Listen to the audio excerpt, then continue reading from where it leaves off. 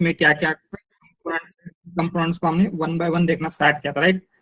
सो transformer architecture क्या है? It is architecture that is build for machine translation. तो starting में इसकी शुरुआत एज अ मशीन ट्रांसलेशन हुई थी, बट जैसे जैसे ये इवॉल्व हुआ एंड रिसर्चर्स ने उसके ऊपर रिसर्च किया, तो उन्होंने बाद में फाइंड आउट किया कि इसे आप सिर्फ मशीन ट्रांसलेशन के लिए नहीं, ऑलमोस्ट किसी भी टास्क के लिए यूज कर सकते हैं, राइट। तो इसका यूज बाद में जाके क्या है, ऑलमोस्ट आप कोई भी टास्क अगर लेते हैं तो उसमें इसका यूज होगा, राइट।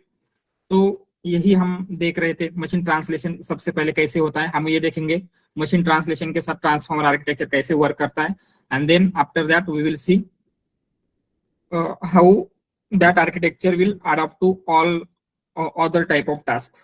ठीक है, वो आज हमें देखना है।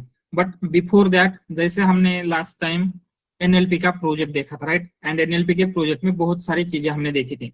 जैसे क्या होता है, हमने पहले एक शॉर्ट प्रोजेक्ट देखा आरएनएन के ऊपर, देन एलएसटीएम के साथ हमने कौन सा प्रोजेक्ट देखा था, आईएमडीबी डेटा वाला, राइट, जिसमें सेंटिमेंट एनालिसिस करना था आपको। पहले मूवी का रिव्यू दिया जाता है एंड मूवी के रिव्यू के ऊपर आपको सेंटिमेंट एनालिसिस करना था, राइट। तो ये हमने देखा था, एंड उसके साथ साथ हमने एलएसटीएम का मॉडल भी बिल्ड किया था। तो अभी आपको क्या करना है, so tomorrow and day after tomorrow, 2 दिन आपको हॉलीडेज है, राइट। हमारा क्लास नहीं रहेगा, आपके मॉक इंटरव्यूज वगैरह भी कुछ नहीं है, तो आपको कंप्लीटली फ्री होगा। तो उसमें आपको क्या करना है, ये जो प्रोजेक्ट है जो हमने लिया था, तो मैंने क्या किया, ये जो आपका एक्स्ट्रा नोट्स का फोल्डर है, ठीक है, जैसे ही आप एक्स्ट्रा नोट्स के फोल्डर में जाते हैं, जस्ट मिनट, यहाँ पे, ठीक है, तो एक्स्ट्रा नोट्स के फोल्डर में आपको यहाँ पे 2 डेटा सेट दिखेंगे, यहाँ पे दिख रहे हैं IMDb test and IMDb train. ठीक है, तो आपको इनमें से ये जो ट्रेन डेटा है, आईएमडीबी ट्रेन, इस डेटा का यूज करना है फॉर ट्रेनिंग मॉडल। ठीक है, तो आप क्या क्या करोगे मैं आपको बाद में बताता हूँ, बट अभी के लिए जस्ट याद रखना, सिर्फ ट्रेन डेटा का यूज करना है मॉडल को ट्रेन करने के लिए। एंड देन आपको लगा कि आपका मॉडल बेस्ट परफॉर्म कर रहा है, राइट, तो उस टाइम पे आप इस टेस्ट डेटा का यूज करोगे, आईएमडीबी टेस्ट। सो इस आईएमडीबी टेस्ट डेटा के ऊपर आपको कितना F1 स्कोर मिल रहा है ये आपको निकालना है। तो आप क्या करोगे, यहाँ पे मैं आपका नेम एंड आपका name, serial number and name update कर देता हूँ। देन उसके बाद जैसे यहाँ पे सीरियल नंबर 1 स्टूडेंट नेम ऐसे होगा, जितने भी लोग हैं क्लास में सबका नेम यहाँ पे होगा। तो आपको क्या करना है, आप अगर प्रोजेक्ट आप इंडिविजुअली करना चाहते हैं तो यहाँ पे इंडिविजुअल लिखना है इस फाइल में, ठीक है। तो एक्स्ट्रा नोट्स में ही प्रोजेक्ट रिजल्ट नाम का एक एक्सेल शीट है, ठीक है, तो उस एक्सेल शीट में आपको आपका name and serial number already fill रहेगा, आपको इसके आगे की इंफॉर्मेशन फिल करनी है इसमें। अगर आप इंडिविजुअल कर रहे हैं तो यहाँ पे इंडिविजुअल लिखना है, या फिर अगर आप ग्रुप में कर रहे हैं तो आपको ग्रुप का नेम रखना है, राइट, जो भी मॉक ग्रुप 1 2 जो भी है आपका वो आप लिख सकते हैं। तो फर्स्ट थिंग, एंड देन उसके बाद जो यहाँ पे 2 फाइल्स है, first one is a train file, IMDb train. तो आपको क्या करना है, ट्रेनिंग डेटा के ऊपर F1 स्कोर कितना आया, देन टेस्टिंग डेटा के ऊपर F1 स्कोर कितना आया, राइट, ये दोनों वैल्यूज यहाँ पे डालनी है। एंड यहाँ पे आप क्या करोगे, आपको मल्टीपल इटरेशंस करना है, एंड आफ्टर मल्टीपल इटरेशन जो आपका बेस्ट रिजल्ट है ट्रेनिंग एंड टेस्टिंग के ऊपर, वो आपका बेस्ट रिजल्ट आपको इस शीट में अपलोड कर देना है। चलेगा, समझ में आ रहा है ये? जस्ट यहाँ पे आपके बैच का नेम चेंज कर देता हूं मैं, दैट इज 31 जन। ठीक है, समझ में आ रहा है कि इस फाइल में क्या क्या अपडेट करना है। तो सबसे पहले आप इस एक्स्ट्रा नोट्स के फोल्डर में जाओगे, यहाँ पे आपको डेटा की 2 फाइल्स मिले, कौन सी, IMDB train and IMDB test. ठीक है, तो इस आईएमडीबी ट्रेन का यूज करना है फॉर ट्रेनिंग द मॉडल। जो भी मॉडल आपको ट्रेन करना है, आप RNN, LSTM, GRU, bidirectional, any model you can train. ठीक है, आफ्टर ट्रेनिंग आप क्या करोगे, आपको अगर लगता है कि आपका मॉडल बेटर रिजल्ट दे रहा है तो टेस्टिंग डेटा के ऊपर भी उसका F1 स्कोर, तो training and testing both data के ऊपर F1 स्कोर निकालना है, एंड वही F1 स्कोर आपको यहाँ पे अपडेट करना है। ठीक है, तो इसमें आप क्या क्या करोगे सबसे पहले, यस, क्लियर है सबको, इसमें किसी कुछ डाउट? ठीक है, तो इसमें आप करोगे क्या क्या, उसके बारे में भी हम इंफॉर्मेशन लेते हैं। जस्ट मैं यहाँ पे लिख लेता हूँ कि आपको करना क्या क्या है। तो फर्स्ट, जो आपका इन जनरल जब अभी आप एनएलपी का मॉडल ट्रेन करते हैं तो स्टेप्स क्या क्या होते हैं। We will start with data gathering के बाद टेक्स्ट क्लीनिंग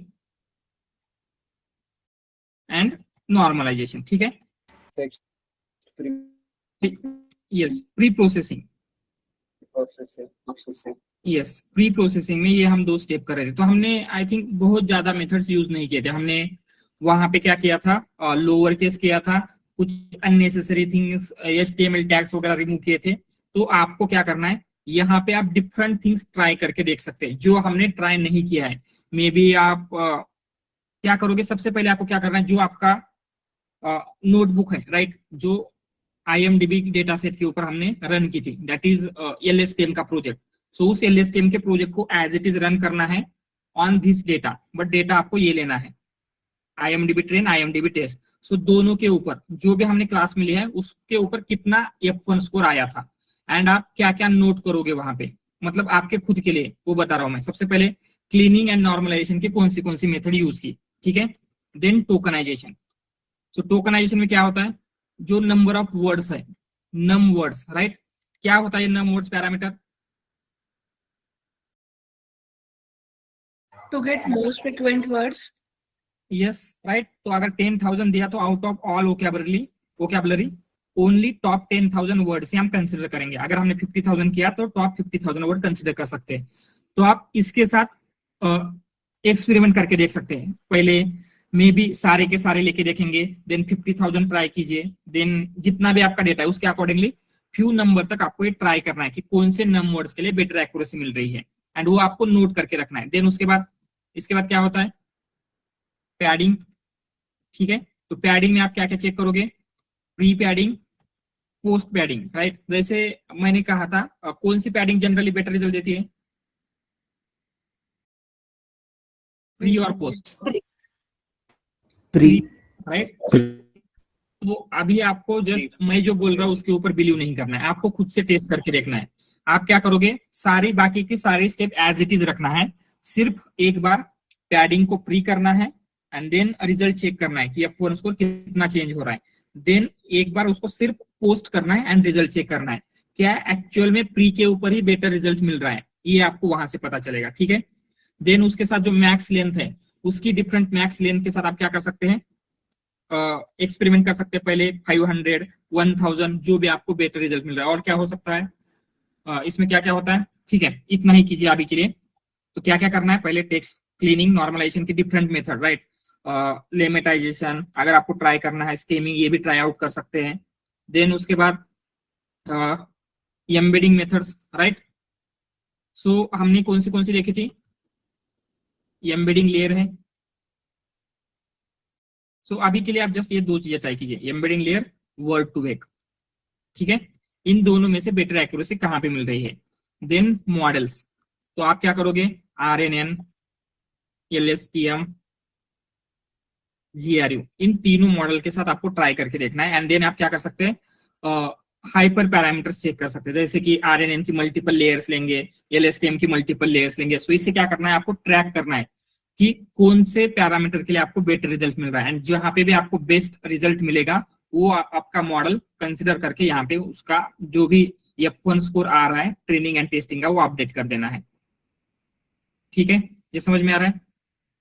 ये जस्ट मैं क्या करता हूँ, यहाँ पे चार्ट में डाल देता हूँ, सो दैट मतलब आप नोट करके ले सकते हैं।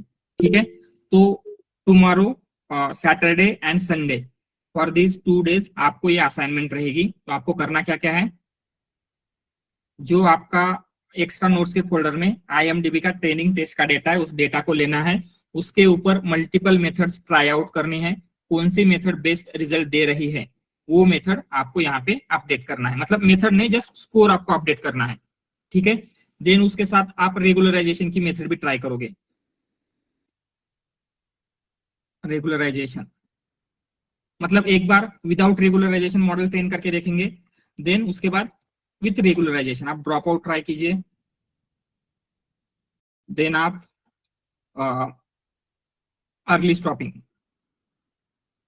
एंड यहाँ पे वन मोर थिंग, आपको ये सारी चीजें करने में सबसे ज्यादा हेल्प लेनी है चैट जीपीटी, क्लॉड, जेमिनी, जो भी एआई आपको सुटेबल लगता है, मल्टीपल एआई का हेल्प लीजिए। आप सिंपली क्या करोगे, आपने जो भी किया है, राइट, जैसे this is my, I have data of this this this many row, this many column, right, जिसमें आपको सेंटिमेंट एनालिसिस करना है, एंड मैंने ये सारे स्टेप किए, मुझे इतना रिजल्ट मिल रहा है, how can I improve that result. आप ऐसे चैट जीपीटी को किसी भी एआई को देंगे तो ये एआई आपको कुछ सजेस्ट करता है, तो उस सजेशन के अकॉर्डिंगली भी आप क्या करोगे, बाकी की चीजें चेक कर सकते हैं। ठीक है, तो मे भी आपको समझ में नहीं आ रहा है कि पैडिंग का कैसे करना है, तो सिंपली हमने तो देखा ही है, आपके नोटबुक में तो होगा ही, बट स्किल जैसे क्या होता है, ये सारी चीजें तो मैंने ली है, बट सम टाइम आगे जाके आपके कंपनी में कुछ ऐसी चीजें आएगी, राइट, जो हमने क्लास में कवर नहीं किए, तो आपको खुद से आंसर फाइंड आउट करना भी यहाँ पे सीख लेना है। ठीक है, आप यूज गूगल का यूज कर सकते हैं, एआई किसी भी एआई का यूज कर सकते हैं। स्टिल अगर आपको कुछ डाउट आ रहा है, यू कैन मैसेज मी। ठीक है, तो ये सबको करना ही है। So Monday in class I will check this कि आपके मॉडल का ट्रेनिंग डेटा के ऊपर कितना F1 आ रहा है, टेस्टिंग डेटा के ऊपर कितना F1 आ रहा है। तो ये प्रोजेक्ट या फिर जो असाइनमेंट है दिस वीकेंड की क्या है एग्जैक्टली, सबको समझ में आ रहा है क्या, इसमें किसी को डाउट है? यस अभी? सर इसमें क्या हमें डेटा अलग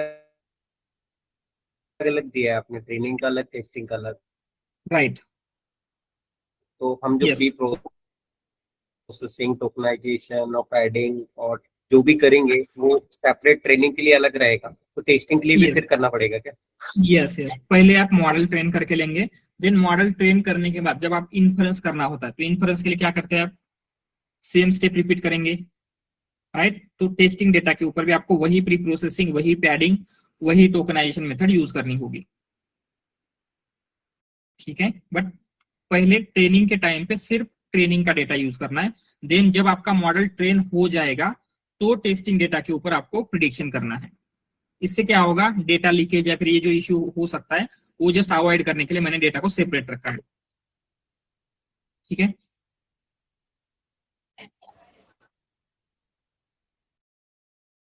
all right, anything else? And one more thing, या जैसे मैंने लास्ट टाइम भी कहा था, अभी आपका एनएलपी का जो इंडस्ट्री, यस उर्जिता, कुछ बोलना है आपको?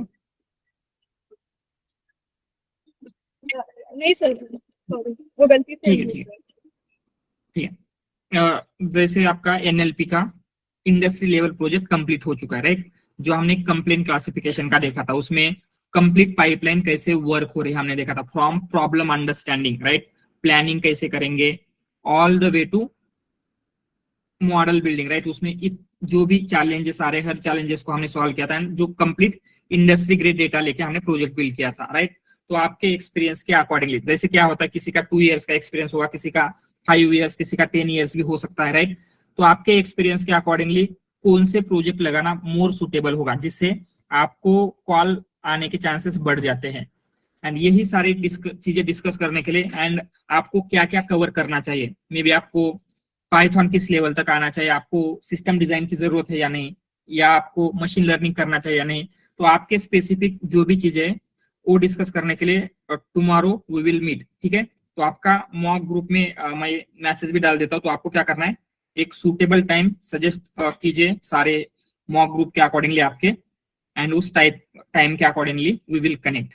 ठीक है, एंड आपके मॉक ग्रुप में हम डिस्कस करेंगे जो भी जितने भी आपके कैंडिडेट है उनके साथ, कि उनका एक्सपीरियंस कितना है, एक्सपीरियंस के अकॉर्डिंगली कौन से प्रोजेक्ट सुटेबल रहेंगे, वो क्या कर सकते हैं। सो नेक्स्ट 1 मंथ में आपको क्या करना है, वो सारी चीजें रेडी रखनी है, जो भी प्रोजेक्ट हम बोलेंगे, जो भी other than class, right, class के बाहर के कुछ अगर स्किल्स सीखनी होगी, वो भी आप क्या है 1 मंथ तक कंप्लीट करोगे, and after that you can start applying.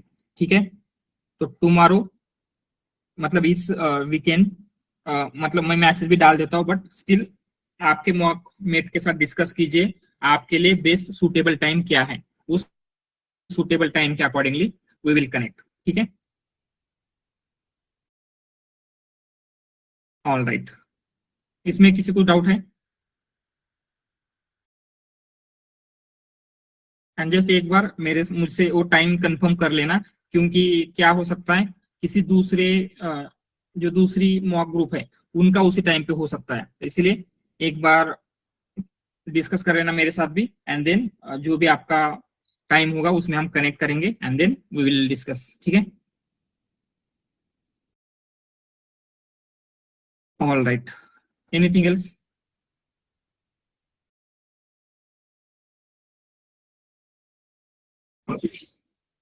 ठीक है, then discuss with your mockmate, जो भी आपको सुटेबल टाइम उस टाइम में हम कनेक्ट करेंगे।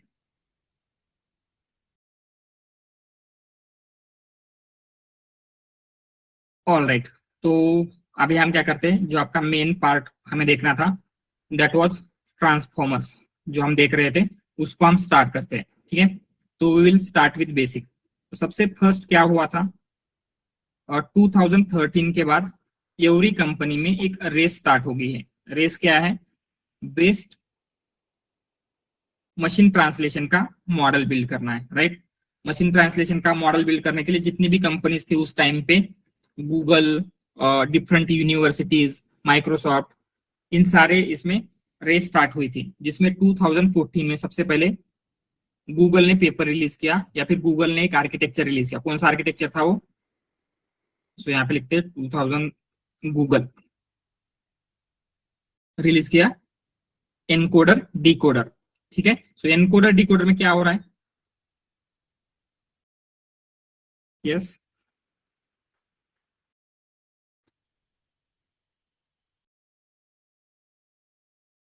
ये भी मशीन ट्रांसलेशन के लिए बिल्ड हुआ था, जिसमें दो मेजर कंपोनेंट है, एक था एनकोडर, दूसरा कंपोनेंट था डिकोडर। एनकोडर का क्या रोल है? सोर्स लैंग्वेज को बेसिकली कॉन्टेक्सचुअल लैंग्वेज में कन्वर्ट करके उसको, अच्छा, सोर्स लैंग्वेज को कॉन्टेक्सचुअल लैंग्वेज में कन्वर्ट करते थे और फिर उस कॉन्टेक्स्ट के बेसिस पे हम जो है टारगेट लैंग्वेज को प्रेडिक्ट करते हैं। Yes, right. तो क्या हो रहा है आपके पास, फर्स्ट एनकोडर था, तो जो भी सोर्स लैंग्वेज है, सोर्स लैंग्वेज को कॉन्टेक्स्ट वेक्टर में कन्वर्ट कर रहा था, राइट। उसको प्रोसेस करेगा, अंडरस्टैंड करेगा, एंड एक सिंगल वेक्टर आपको कन्वर्ट करके देता है। देन डिकोडर का क्या रोल है? Decoder will use that context vector to generate target language, right. जैसे हमें इंग्लिश टू हिंदी ट्रांसलेट करना होगा, तो एनकोडर इंग्लिश का जो सीक्वेंस है, इंग्लिश का जो सेंटेंस है, उस सेंटेंस को कॉन्टेक्स्ट वेक्टर में कन्वर्ट करेगा, एंड डिकोडर उस कॉन्टेक्स्ट वेक्टर से जो आपका हिंदी का सेंटेंस है या फिर हिंदी का जो आपका ये है उसको जनरेट करेगा, ठीक है। This is what we saw. Then उसके बाद स्टिल उसमें कुछ लिमिटेशन है, जैसे क्या हो रहा है यहाँ पे, उसके अंदर हम LSTM यूज कर रहे हैं, एंड क्या होता है कॉन्टेक्स्ट वेक्टर में सारे इंफॉर्मेशन हम कॉम्प्रेस कर रहे थे, उसकी वजह से मे भी कुछ इंफॉर्मेशन लॉस होने के चांसेस है। तो 2015 में आफ्टर 1 ईयर एक जर्मन यूनिवर्सिटी ने एक पेपर लॉन्च किया, दैट इज मतलब एक mechanism, that is attention mechanism. So attention mechanism में एग्जैक्टली क्या हो रहा है, एंड जो ट्रेडिशनल मेथड्स थी उसमें क्या लिमिटेशन था जिसकी वजह से मतलब उससे ये अटेंशन बेटर है। क्या हो रहा था एग्जैक्टली अटेंशन में, क्या है?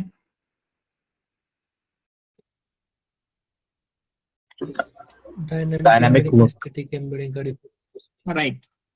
तो प्रीवियसली जब हम लैंग्वेज को प्रोसेस करके वेक्टर में कन्वर्ट कर रहे थे, वो वेक्टर स्टैटिक वेक्टर था। स्टैटिक वेक्टर मतलब जो ट्रेनिंग डेटा में इंफॉर्मेशन है सिर्फ वही इंफॉर्मेशन रहती थी। अगर सेम वर्ड किसी दूसरे कॉन्टेक्स्ट में आ रहा है तो आपकी एम्बेडिंग ट्रेनिंग डेटा का जो मीनिंग है उसके अकॉर्डिंग ही रहेगी। बट हम चाहते हैं वो डायनामिकली अपडेट हो। करंटली जो हम सेंटेंस प्रोसेस कर रहे हैं उस सेंटेंस में अगर किसी वर्ड का मीनिंग कुछ और है तो उस कॉन्टेक्स्ट के अकॉर्डिंगली आपकी एम्बेडिंग चेंज होनी चाहिए, एंड यही क्या कर रहा है अटेंशन मैकेनिज्म कर रहा था। तो अटेंशन मैकेनिज्म में क्या है, मल्टीपल स्टेप्स थी। कौन सी स्टेप्स है जो हमने देखी थी? सबसे फर्स्ट में क्या होता है, फर्स्ट स्टेप में जैसे आपको एक सीक्वेंस दिया जाएगा उसको क्या करते हैं, टोकनाइजेशन एंड वेक्टराइजेशन। मतलब टोकनाइज मतलब उसको टोकन्स में स्मॉल पार्ट में उसको स्प्लिट करेंगे, देन उससे वेक्टर क्रिएट करते हैं। एंड ये जो वेक्टर क्रिएट हुए हैं, देन एक वेक्टर के हम 3 डिफरेंट वेक्टर क्रिएट कर रहे थे। वो कैसे कर रहे हैं एंड कौन से वो 3 वेक्टर हैं? यस, कौन से थे? क्वेरी की value yes,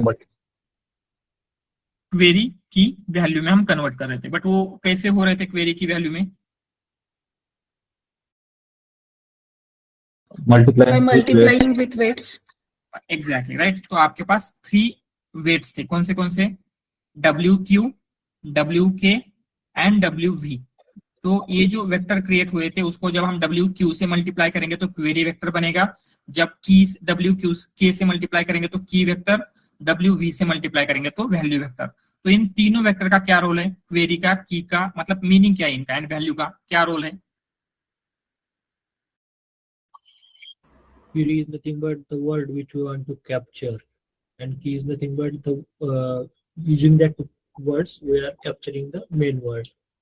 Value is nothing but the original embedding we can say. Exactly right. जिस वर्ड का आपको मीनिंग कैप्चर करना है दैट वाज क्वेरी, एंड या फिर जो भी इंफॉर्मेशन कैप्चर कर रहे हैं उसको हम बोलेंगे क्वेरी। एंड उसका जो इंफॉर्मेशन कैप्चर करने के लिए जो सराउंडिंग के वर्ड यूज हो रहे हैं उनको हम बोलेंगे की। एंड फाइनली वैल्यू क्या होता है? वैल्यू वेक्टर, उसका कब यूज होता है?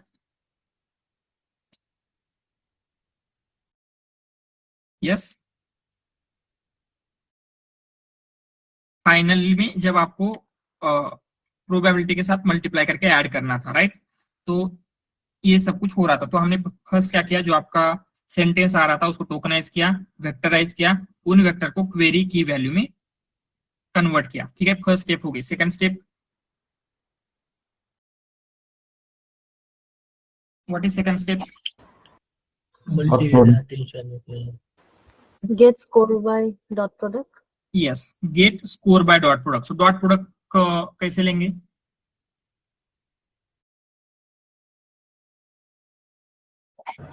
Query vector into key Key vector. Right. तो जिस वेक्टर का भी मीनिंग आपको कैलकुलेट करना है उसका क्या होगा, कौन सा वेक्टर होगा? क्वेरी या की? क्वेरी। एंड बाकी के सारे वर्ड के की वेक्टर, इन दोनों का हम डॉट प्रोडक्ट लेते हैं। डॉट प्रोडक्ट से आपको जो भी स्कोर मिलेगा उस स्कोर को स्केल कर रहे थे। एंड स्केलिंग के लिए कैसे स्केलिंग कर रहे हैं? Score divided by Score divided by dimension of k. Score divided by Square root square root of of dimension. dimension. Square root of dimension of Key vector. Key vector, right? Key का जो भी dimension है उससे divide करेंगे तो वो ये हो जाएगा। एंड वो करने की क्या जरूरत थी? Why we are scaling? So can you reshare your screen? I think it gets screen stuck हो गई क्या? ठीक है, Nice, sir. एक बार आपका इंटरनेट कनेक्शन चेक कर लेना। ठीक है, तो क्या हो रहा है, क्यों हम स्केलिंग कर रहे थे? स्केलिंग की क्या जरूरत है? To avoid unstable softmax.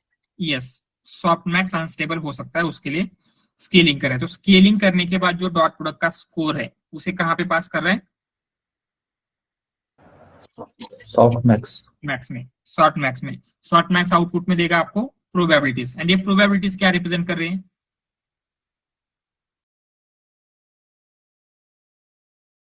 Yes, Attention of the words present in that sentence. Exactly right. तो इसे कंसिडर, आपको फर्स्ट वर्ड का मीनिंग कैलकुलेट करना है तो आपको सेकंड वर्ड के साथ कुछ प्रोबेबिलिटी मिलेगी, थर्ड वर्ड के साथ, फोर्थ वर्ड के साथ। तो ये प्रोबेबिलिटी क्या रिप्रेजेंट कर रही है?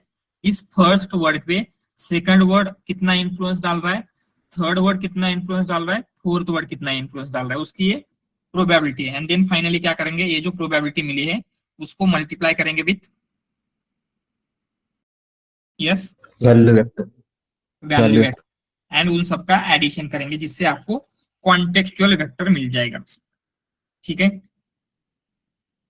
तो ये सारी जो स्टेप है, स्टेजेस थी अटेंशन मैकेनिज्म में, हमने देखा था।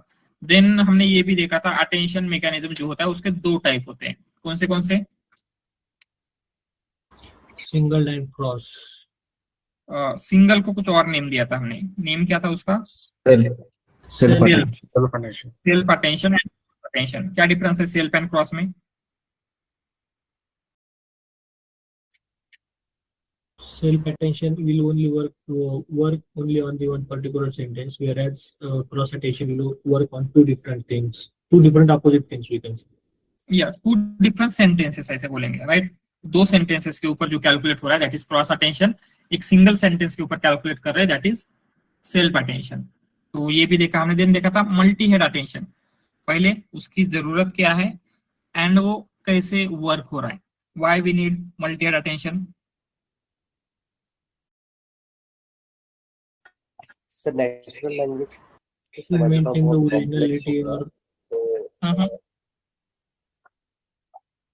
क्या होता है लैंग्वेज में? कॉम्प्लेक्सिटी समझने के लिए हमें बहुत सारी चीजें चाहिए होती है, लाइक उनका ग्रामर, सिंटैक्स और भी मीनिंग, बहुत सारी चीजें होती है जिसको समझने के लिए मल्टीपल टाइम्स हमें अटेंशन मैकेनिज्म को वर्क कराना पड़ता है। तो सपोज हमने 4 टाइम्स अगर अटेंशन मैकेनिज्म रन किया तो वो उसको हम 4 हेड या मल्टी हेड इसी को एग्जैक्टली राइट। तो ये जो अटेंशन की स्टेज देखी थी वही हम मल्टीपल टाइम्स रन कर रहे हैं। Why we are running multiple times? क्योंकि लैंग्वेज सिर्फ एक कोई चीज से अंडरस्टैंड नहीं हो सकती, उसके लिए मीनिंग चाहिए, सिंटैक्स चाहिए, ग्रामर चाहिए, राइट? और बहुत सारी चीजें चाहिए हो सकती है। एंड एक बार सिंगल टाइम ये अटेंशन कैलकुलेट करने से सारी कॉम्प्लेक्सिटी कैप्चर नहीं होगी। फॉर दैट उसी सेम अटेंशन को हम मल्टीपल टाइम्स रन कर रहे हैं। बट अगर इनपुट सेम दे रहे, प्रोसेस भी सेम कर रहे हैं, तो ये एवरी हेड डिफरेंट थिंग्स कैसे कैप्चर कर रहा है, सेम थिंग कैप्चर क्यों नहीं करेगा? यस, because every times the weight initialization will be different. यस, वेट्स आर डिफरेंट। तो जो WQ, WK एंड WV है एवरी हेड के लिए डिफरेंट रहेंगे, ठीक है? ये यहाँ तक हमने मल्टी अटेंशन देखा। तो ये सारी चीजें क्लियर है सबको? ये हम इसीलिए रिवाइज कर रहे हैं क्योंकि ये सारी चीजें आपको आगे लगने वाले, राइट? ट्रांसफॉर्मर में अटेंशन है, आगे जाके हम देखेंगे वहां पे सेल्फ अटेंशन, क्रॉस अटेंशन, दोनों टाइप ऑफ अटेंशन यूज हो रहे हैं। तो ये सब सारी चीजों को बेटर वे में अंडरस्टैंड करने के लिए सब कुछ हमने रिवाइज किया है, ठीक है? तो जैसे मैंने लास्ट जब स्टार्टिंग क्लास के स्टार्टिंग में कहा था, ये जब मैं क्वेश्चन पूछ रहा होता हूँ तो आपको अटेंटिवली उसका आंसर देने का ट्राई करना है। इवन आपको पॉसिबल नहीं है माइक ऑन करना, तो एटलीस्ट ट्राई कीजिए आप खुद के मन में उसका आंसर दे रहे हैं, ठीक है? एंड अगर आपको आंसर नहीं आ रहा है तो आपको समझ में लेना है कि आपको मे बी आपको मेमोराइज नहीं हुआ था या फिर वो कंसेप्ट अंडरस्टैंड नहीं हुई है, जो भी कुछ हुआ है। एंड अगर कंसेप्ट अंडरस्टैंड नहीं हुई है या ध्यान नहीं रहा है, आपको वहीं पे क्लियर करके लेना है। जैसे मैंने कहा था, अभी स्टिल मैं रिमाइंड करके दे रहा हूँ क्योंकि ये सारी चीजें जो अटेंशन है, ट्रांसफॉर्मर है, all this things are important, ठीक है? तो ये सब कुछ हमने देखा था। बट क्या हुआ देन 2017 में गूगल ने देखा कि आपको ये करने के लिए इन दो आर्किटेक्चर को हम कंबाइन कर सकते हैं, encoder decoder and attention mechanism को हम कंबाइन करेंगे, and that is what they did. And उससे उन्होंने new type of architecture build किया, दैट इज ट्रांसफॉर्मर आर्किटेक्चर। तो ट्रांसफॉर्मर आर्किटेक्चर में एनकोडर डिकोडर अटेंशन मैकेनिज्म दोनों का कॉम्बिनेशन है, ठीक है? तो हमने वही ट्रांसफॉर्मर आर्किटेक्चर देखना स्टार्ट किया था। तो ट्रांसफॉर्मर आर्किटेक्चर में क्या होता है, अगर आप इसका बिग पिक्चर देखें तो ये इसमें भी 2 पार्ट्स है। कौन से 2 पार्ट्स है एंड उनका क्या रोल है?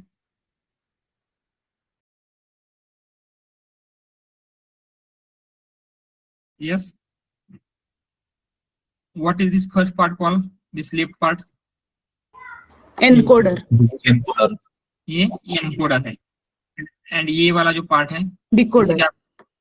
It is a decoder. तो आपके पास एनकोडर है, आपके पास डिकोडर है। एंड इनका क्या रोल है, एनकोडर का एंड डिकोडर का?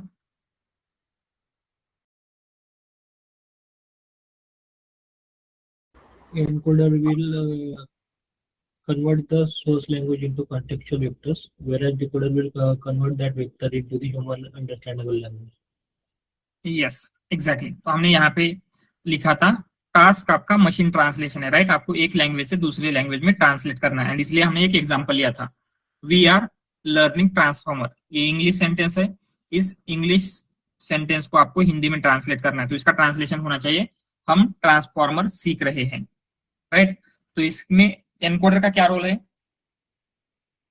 जो आपकी सोर्स लैंग्वेज है, इस केस में सोर्स लैंग्वेज इंग्लिश है, तो इंग्लिश को अंडरस्टैंड करेगा, प्रोसेस करेगा, राइट। एंड देन डिकोडर क्या करता है, जो टारगेट लैंग्वेज है उस टारगेट लैंग्वेज मतलब यहाँ पे इस केस में हिंदी को जनरेट करेगा, ठीक है। तो ये हमने देखा था फॉर एनकोडर डिकोडर का क्या रोल है। देन हमने कंपोनेंट्स, जो भी कंपोनेंट्स है वो देखना स्टार्ट किया था। तो एनकोडर में क्या है, सबसे फर्स्ट कंपोनेंट इज इनपुट्स। क्या है ये इनपुट्स, इसमें क्या क्या होता है एंड इनपुट हम कैसे पास करें। जैसे एनकोडर के लिए इनपुट क्या होगा, जो आपका सोर्स लैंग्वेज है, इस केस में इंग्लिश का आपका sentence we are learning transformer, तो ये आ गया वी आर लर्निंग ट्रांसफॉर्मर। तो क्या होगा इनपुट्स में यहाँ पे,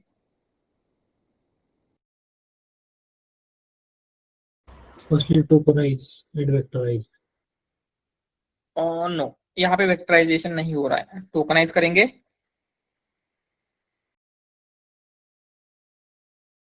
इनपुट आईडीज में कन्वर्ट कर रहे थे। So input IDs and vectors या फिर एम्बेडिंग, क्या डिफरेंस होता है।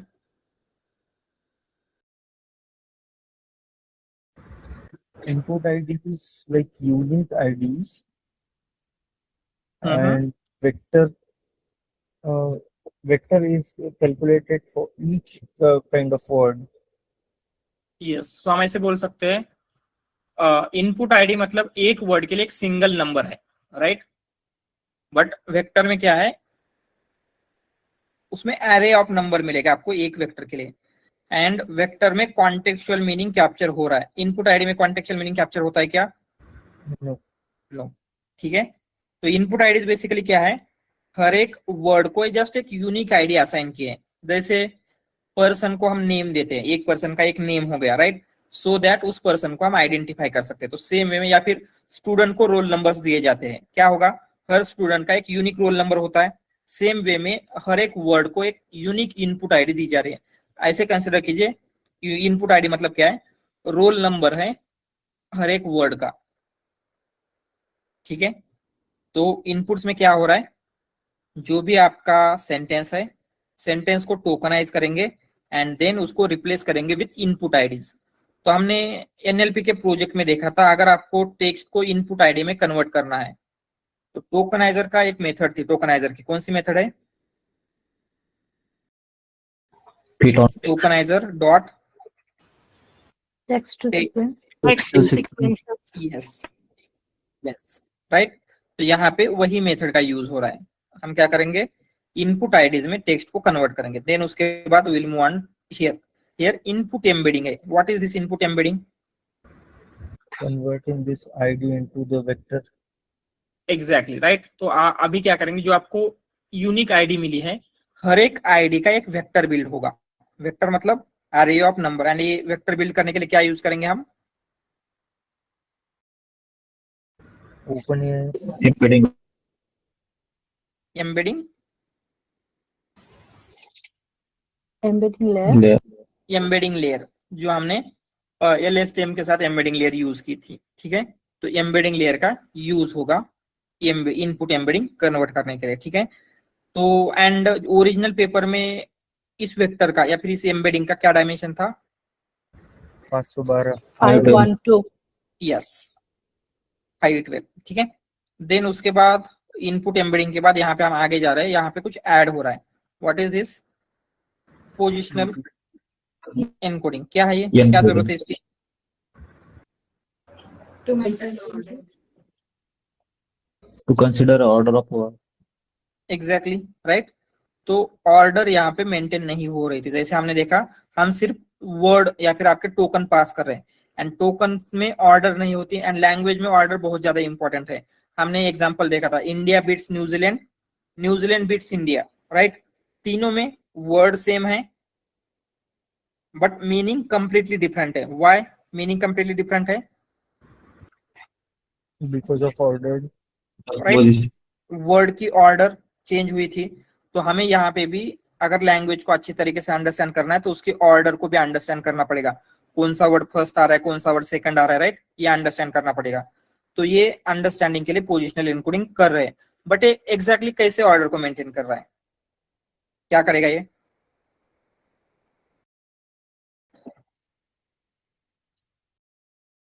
यस, हर वर्ड को पोजीशन Vector position. यस, मतलब हर एक पोजीशन का एक वेक्टर बिल्ड करेगा। जैसे फर्स्ट पोजीशन का एक वेक्टर होगा, सेकंड पोजीशन का एक वेक्टर, तो जितनी पोजीशन के वेक्टर चाहिए उतने पोजीशन के वेक्टर्स हम बिल्ड करेंगे, ठीक है। एंड देन क्या करेंगे, Then we pass those Yeah, things this- into the multi-head attention. Multi-head attention. चलो मल्टी अटेंशन पास करने से पहले हर एक आपका पोजीशन का वेक्टर बिल्ड हो गया, उस वेक्टर का क्या करेंगे, वो इनपुट एम्बेडिंग में ऐड यस। सो जो इनपुट एनकोडिंग, इनपुट एम्बेडिंग से आपको जो वेक्टर मिला है, राइट, जैसे आपको consider we are learning transformer, इसमें वी वर्ड का जो वेक्टर है उसमें फर्स्ट पोजीशन का वेक्टर ऐड करेंगे, देन आर में सेकंड पोजीशन का वेक्टर ऐड करेंगे, लर्निंग में थर्ड पोजीशन का, ट्रांसफॉर्मर में फोर्थ पोजीशन का। इस तरीके से क्या होगा, जिस पोजीशन पे भी वो पर्टिकुलर वर्ड आ रहा है उस वर्ड में उस पोजीशन का वेक्टर ऐड कर देंगे, जिससे कौन सा वर्ड कौन से पोजीशन पे आ रहा है ये मेंटेन होगा, ठीक है। आफ्टर दिस ये क्या होगा, पोजिशनल एनकोडिंग के बाद हमने क्या किया, एम्बेडिंग में पोजीशन का वेक्टर ऐड कर दिया, then we are moving into encoder part. Actually यहाँ पे इसको एनकोडर नहीं बोलते, ये इनपुट का पार्ट है। सो एनकोडर का मेन पार्ट क्या है, यहाँ पे दिस वन, ठीक है। And same for decoder, decoder का मेन पार्ट कौन सा है, यहां से लेके यहां तक, ठीक है। तो जैसे ही हम एनकोडर में जा रहे हैं, सबसे फर्स्ट कंपोनेंट है मल्टी हेड अटेंशन, एंड यहाँ पे एक के थ्री एरोज हो रहे, क्या ये थ्री एरोज क्या रिप्रेजेंट कर रहे हैं, Query keys and क्वेरी की वैल्यू, वैल्यू। ठीक है। एक सिंगल वेक्टर के क्वेरी की वैल्यू बन गए, मल्टी हेड अटेंशन में चले गए। हमने देखा था what is multi head attention,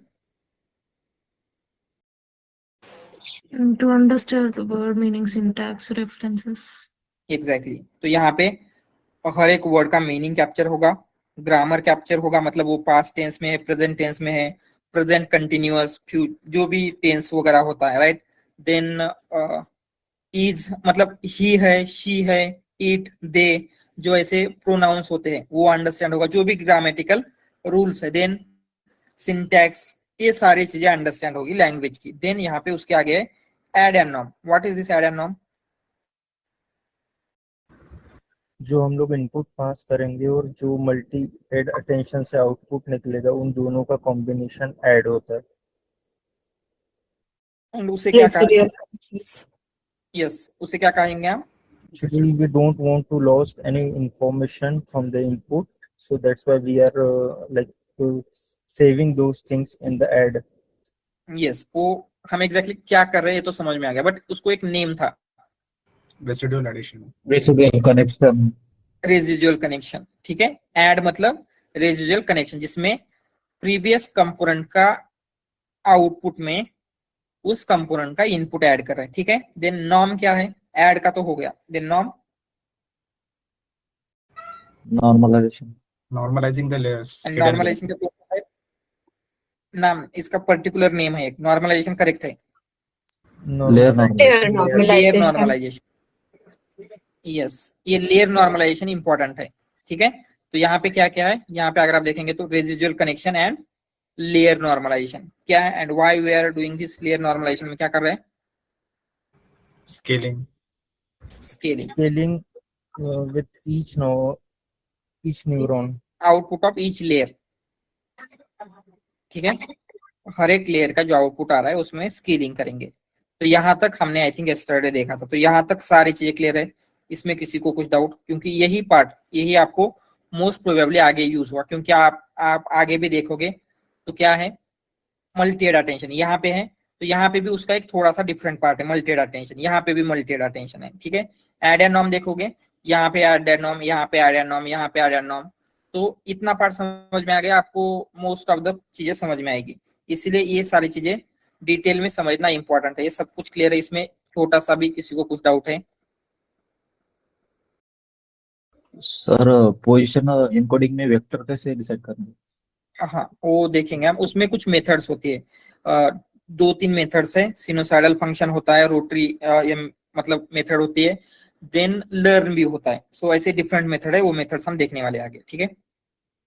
मतलब वो जो वेक्टर बिल्ड करना है आपको पोजीशन 1 पोजीशन 2 का, उसकी मेथड से। ऑल राइट, ये चीजें क्लियर है सब कुछ। एड एंड नॉर्म हो गया। Then now add and norm के बाद नेक्स्ट क्या है? Feed forward. सो क्या होता है फीड फॉरवर्ड? कहीं पे सुना हुआ लग रहा है क्या? Yes. Network. Neural network, feed forward neural network, forward neural network, या फिर उसको एक कौन सा न्यूरल नेटवर्क जिसको हम फीड फॉरवर्ड नेटवर्क बोल रहे थे? Artificial neural network, ANN. ANN is a feed forward network. Why feed forward? क्योंकि उसमें क्या हो रहा है? Output adding weight and biases in the parallel direction.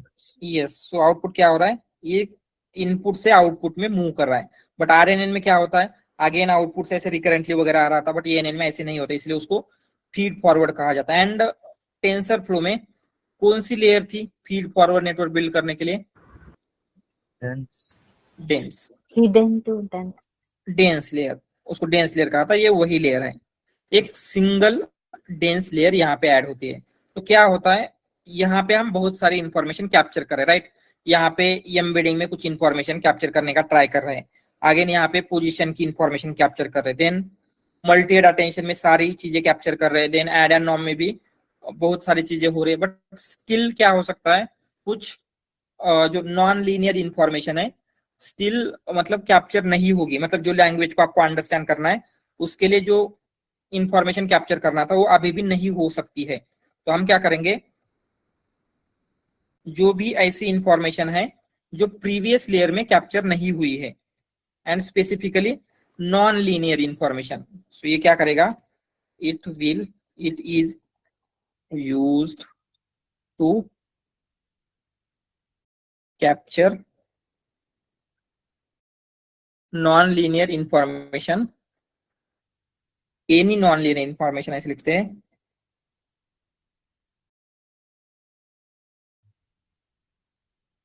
information that is या फिर that might not be captured by previous component। मतलब समझ में आ रहा है? that is not captured by, just ऐसे लिखते हैं previous components। ये समझ में आ रहा है क्या? ठीक है, अगर कुछ इंफॉर्मेशन है जो प्रीवियस कंपोनेंट कैप्चर नहीं कर पा रहे, उसके लिए सिंपली हम ये यूज करेंगे। यहाँ पे क्या है, जो आपका फीड फॉरवर्ड लेयर है, मतलब जो डेंस लेयर जिसको हमने डेंस लेयर कहा था इन ANN in TensorFlow, that layer का हम उस लेयर का यूज करेंगे। एंड यहाँ पे क्या लगता है कौन सा एक्टिवेशन फंक्शन यूज होना चाहिए या फिर हमें करना चाहिए? रेलू। यस, तो इसमें भी रेलू ही यूज होता है। ऑलराइट, तो ये फीड फॉरवर्ड इतना ही है, उसमें कुछ एक्स्ट्रा चीजें नहीं। ये क्लियर है क्या? Sir, means if any of the information is missed, we will capture it in this feed forward, or Yes, are we मतलब removing unwanted information? No, remove नहीं कर रहे हैं। क्या होता है, जैसे अभी आपको लैंग्वेज को अंडरस्टैंड करना है, ठीक है, तो उसमें आपने ग्रामर देखा, ही, शी, इट, ये सारी चीजें कैप्चर की। स्टिल लैंग्वेज को अंडरस्टैंड करने के लिए और कुछ है, जैसे आपने पंक्चुएशन से कैप्चर नहीं किया। जैसे क्या होता है, आपने अगर क्वेश्चन मार्क दिया सेंटेंस के एंड में, या फिर एक्सक्लेमेटरी मार्क दिया, या फिर डॉट दिया, उसके अकॉर्डिंगली मीनिंग चेंज होता है। कंसिडर ये इंफॉर्मेशन प्रीवियसली किसी भी कंपोनेंट ने कैप्चर नहीं की है, तो वो इंफॉर्मेशन जो प्रीवियस कंपोनेंट कैप्चर नहीं कर पाए हैं बट आपको लैंग्वेज अंडरस्टैंड करने के लिए इंपॉर्टेंट है, वो ये फीड फॉरवर्ड कैप्चर करता है। Okay. बट हमें एग्जैक्टली पता नहीं है कि कौन सा कंपोनेंट क्या कर रहा है, जस्ट इतना पता है ये कंपोनेंट कुछ इंफॉर्मेशन कैप्चर कर रहे हैं, दूसरा कुछ कर रहा है, ऐसे सारे कंपोनेंट आपके उसके अकॉर्डिंगली इंफॉर्मेशन कैप्चर कर रहे हैं। ठीक है, ऑल राइट, या ये फीड फॉरवर्ड हो गया।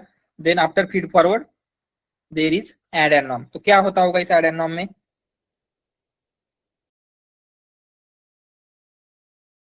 फीड फॉरवर्ड में जो इनपुट जा रहा है इसको इम्प्रूव करता होगा, उसमें ऐड करेंगे एंड देन उसको नॉर्मलाइज करेंगे। ठीक है, तो इससे आपको आउटपुट मिलेगा। तो यहाँ तक क्या हुआ, आपका एनकोडर कंप्लीट है एंड आपको एनकोडर का आउटपुट मिल जाएगा यहाँ से।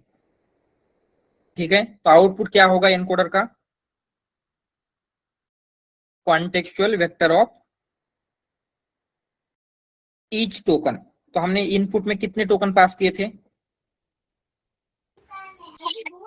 I want to. We are learning transformer, right, output of encoder. तो क्या होगा output of encoder, contextual vector of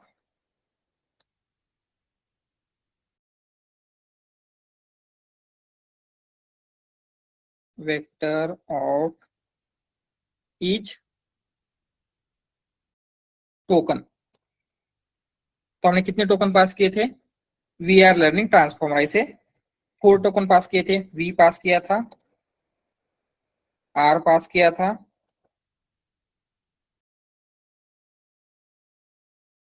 learning transformer ये पास किया था। इसे आपके पास टोटल 4 वेक्टर्स आपने मतलब 4 इनपुट पास किया था, right.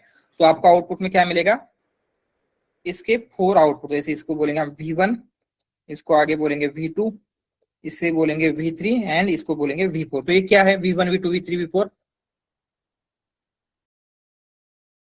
Contextual vector of these 4 input tokens. And इसमें क्या है, V को अंडरस्टैंड करने के लिए जो भी इंफॉर्मेशन चाहिए उसका, हो सकता है टेंस, जेंडर और क्या क्या इंफॉर्मेशन है, सिंटैक्स, जो भी लैंग्वेज को अंडरस्टैंड करने के लिए। V2 में क्या है, R को अंडरस्टैंड करने के लिए जो भी इंफॉर्मेशन चाहिए लर्निंग की एंड ट्रांसफॉर्मर की। तो ये V1 V2 V3 V4 क्या है, contextual vector of each token, जिसमें लैंग्वेज को अंडरस्टैंड, मीनिंग वगैरह सब कुछ कैप्चर हुआ है। तो ये एनकोडर का पार्ट सारा क्लियर है क्या, इसमें किसी को कुछ डाउट? सर हमको ये पता है कि feed forward works for tabular data, right.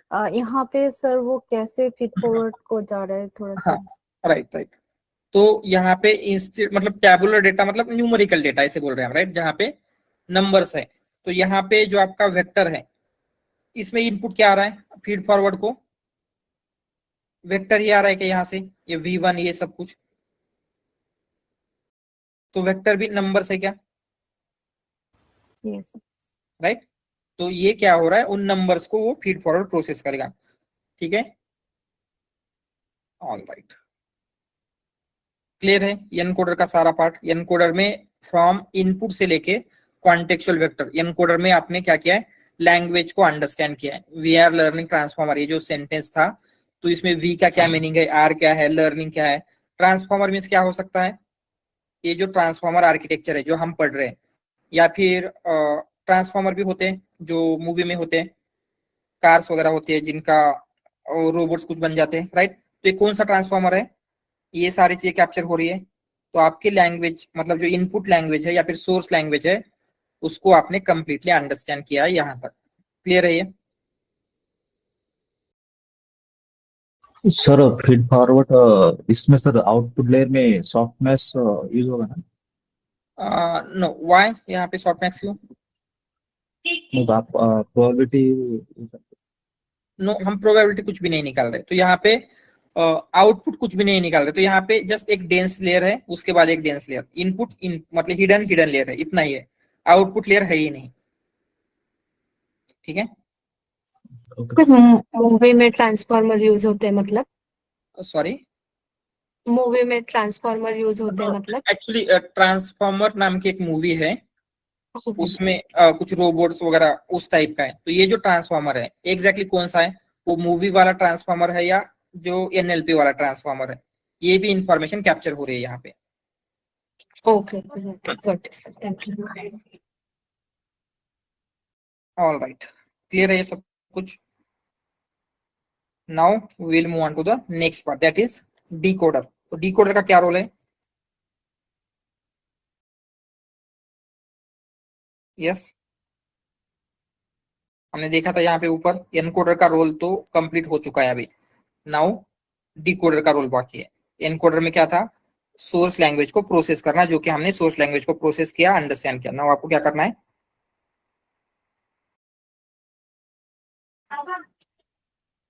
Target language को जनरेट करना है। तो टारगेट लैंग्वेज कौन सी है, हिंदी। हिंदी। सो आपको ये आउटपुट जनरेट करना है। हम ट्रांसफॉर्मर सीख रहे हैं, तो ये लिख लेते हैं ये, एंड आपको जनरेट करना है अभी दिस वन, हम ट्रांसफॉर्मर सीख रहे हैं। तो ये जनरेट कैसे करेगा ये देख लेते हैं। तो सबसे पहले आपको ये समझना होगा, ये जो डिकोडर है it work auto regressively. Auto regressive मतलब क्या होता है, अगर किसी ने टाइम सीरीज वगैरह पे काम किया है पता होगा आपको क्या होता है एटो रिग्रेसिव का क्या मतलब है।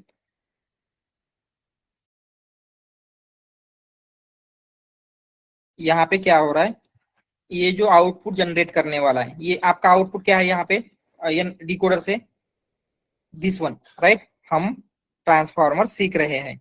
तो ये आउटपुट कैसे जनरेट करता है, one token at a time, मतलब ये होल सेंटेंस एक साथ जनरेट नहीं करेगा। हम ट्रांसफॉर्मर सीख रहे हैं ऐसे जनरेट नहीं करता, ये क्या करेगा, पहले सिर्फ एक टोकन करेगा, हम करेगा, देन उसके बाद ट्रांसफॉर्मर, देन सीख, देन रहे, देन है। समझ में आ रहा है। तो ये क्या कर रहा है, it generates output one token at a time, ऐसे लिखेंगे।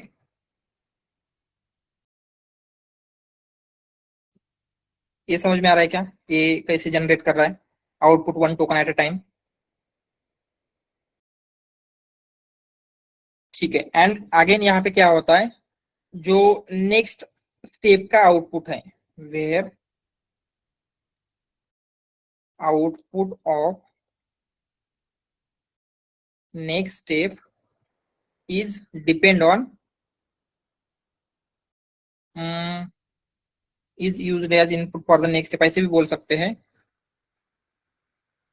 इज डिपेंड ऑन, ऐसे लिखते हैं, इज डिपेंड ऑन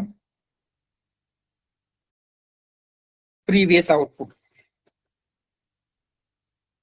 इसका क्या मीनिंग है, तो पहले हम क्या करेंगे, सिर्फ हम जनरेट करेंगे।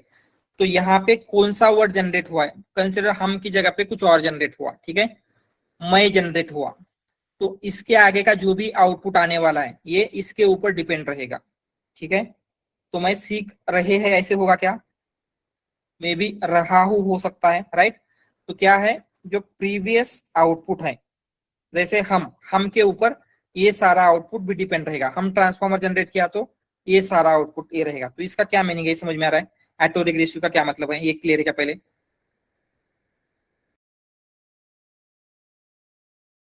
यस, ठीक है। तो ये हो कैसे रहा है पहले हम देखते हैं, हम ये देखेंगे। एंड जैसे कि हमने कहा था, इवन हियर आल्सो जो भी आपका आउटपुट जनरेट करना है, आपको आउटपुट जनरेट क्या करना है, दिस वन, हम ट्रांसफॉर्मर सीख रहे हैं। तो हम क्या करेंगे, इसके स्टार्टिंग में एंड इसके एंडिंग में कुछ टोकन ऐड कर देते हैं। कौन सा टोकन ऐड किया था हमने, यस यस। तो यहाँ पे इसके स्टार्टिंग में एंड एंडिंग में वो टोकन ई ओ एस, मतलब एंड ऑफ सीक्वेंस या फिर एंड ऑफ सेंटेंस बोल सकते हैं। एंड यहाँ पे होगा yes O yes, start of sequence. तो ये कैसे जनरेट करेगा पहले ये देखते। तो ये क्या कर रहा है, one token at a time generate कर रहा है। मतलब क्या होगा, सो यहाँ पे हम लिखते हैं आपकी टाइम स्टेप, एंड देन उसके बाद उस टाइम स्टेप के लिए डिकोडर को क्या इनपुट रहेगा, इनपुट टू डिकोडर, एंड उस इनपुट से डिकोडर क्या आउटपुट जनरेट कर रहा है, आउटपुट ऑफ डिकोडर, ठीक है। तो we will start with at t equal to 0, मतलब टाइम स्टेप 0 के लिए एकदम स्टार्टिंग में क्या होगा, इनपुट क्या होगा। जैसे अभी आपको जनरेशन स्टार्ट करना है, अभी आपके पास कुछ है क्या इन्फॉर्मेशन, नो। तो ऑलवेज फर्स्ट टाइम स्टेप पे या फिर 0 टाइम स्टेप पे इंफॉर्मेशन इनपुट रहेगा एसओएस, ठीक है। तो एसओएस के बाद ये क्या करेगा, मतलब एसओएस देखेगा, एंड जो आपने ये एनकोडर से जनरेट किया था उन दोनों से ये नेक्स्ट टोकन प्रेडिक्ट करेगा। तो नेक्स्ट टोकन क्या होना चाहिए इस सेंटेंस का, हम ठीक है। Then at t equal to 1, t equal to 1 क्या रहेगा, इसका प्रीवियस जो भी था, तो प्रीवियस क्या क्या मिला है आपको, SOS एंड हम यहाँ पे पास कर दें, तो ये आउटपुट में क्या मिलना चाहिए, ट्रांसफॉर्मर। देन उसके बाद टाइम स्टेप 2 के लिए t इक्वल टू 2 के लिए क्या होगा, इनपुट में क्या पास करेंगे, transformer,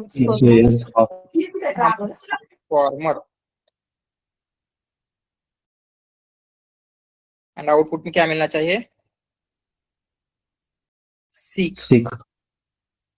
seek. Then at t equal to 3 क्या मिलना चाहिए, हम ट्रांसफॉर्मर सीक आउटपुट रहे, यहाँ पे हम ट्रांसफॉर्मर सीक रहे एंड आउटपुट है। And then finally at t equal to 5 क्या होना चाहिए, हम ट्रांसफॉर्मर सीख रहे हैं एंड आउटपुट में जनरेट करना चाहिए EOS। तो ये जो प्रोसेस है ये कब तक चलती रहेगी, जब तक आपका डिकोडर ये EOS जनरेट नहीं करता। जैसे ही ये EOS जनरेट करेगा ये स्टेप स्टॉप हो जाएगा। अदरवाइज क्या है, इसमें इंस्टेड ऑफ EOS कुछ और जनरेट किया तो क्या होगा, वो एज ए इनपुट हम पास करेंगे, देन कुछ और जनरेट करेगा, तो ये जनरेशन चलता ही रहेगा। तो ये आइडिया आ रही है कि एग्जैक्टली क्या हो रहा है एंड कैसे जनरेट हो रहा है। Yes, for at each time step ये सारी स्टेप्स कैसे हो रही है, ये क्लियर है सबको।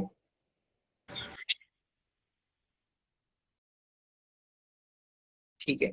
एंड वन मोर थिंग, हमने यहाँ पे जो लिखा है where output of next step is depend on previous output, मतलब यहाँ पे कंसिडर, यहाँ पे आपके मॉडल ने इंस्टेड ऑफ ट्रांसफॉर्मर कुछ और दे दिया है, हम क्या है मशीन लर्निंग दे दिया, या फिर हम मशीन लर्निंग दे दिया, ठीक है, हम ML। तो यहाँ पे अभी हम क्या करेंगे, हम ट्रांसफॉर्मर की जगह पे क्या पास करना पड़ेगा आपको, हम ML, राइट। तो यहाँ पे जो आउटपुट है वही आउटपुट यहाँ पे होना चाहिए एंड ये होगा फॉर इन्फरेंस। बट ट्रेनिंग के टाइम पे आपको पता है क्या एक्चुअल में करेक्ट क्या होना चाहिए, इवन तो आपके इसने रॉन्ग आउटपुट जनरेट किया है। Yes sir. तो उसको क्या बोलते हैं, एक नेम दिया था हमने उस स्टेप को, टीचर फोर्सिंग। Teacher forcing. तो यहाँ पे भी ट्रेनिंग के टाइम पे सिर्फ ड्यूरिंग ट्रेनिंग क्या होगा, teacher forcing is applied.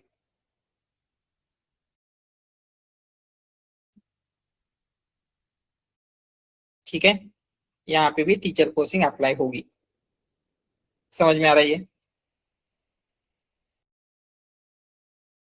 Alright. तो ये जो हो रहा है एग्जैक्टली हमने ये तो देखा, इनपुट ये होगा आउटपुट ये होगा, इनपुट ये होगा आउटपुट ये होगा, बट इस इनपुट से ये आउटपुट लाने तक बहुत सारे स्टेप है बीच में। तो यहाँ पे अगर आप देखेंगे तो क्या है, यहाँ पे हम पास कर रहे हैं जो आपका ये है एंड देन आपको यहाँ पे मिल रहा है। तो ये स्टेप जो भी है बीच में ये सारे स्टेप आपने देखा, आपको देखना है। तो सबसे पहले यहाँ पे नोटिस करेंगे तो यहाँ पे हमने आउटपुट दिया है, वाई आउटपुट, इनपुट ऐसा कुछ नहीं लिखा है, आउटपुट क्यों लिखा है, क्योंकि यहाँ पे यस यस बोलिए, क्योंकि ये ट्रांसलेशन का केस है। हाँ।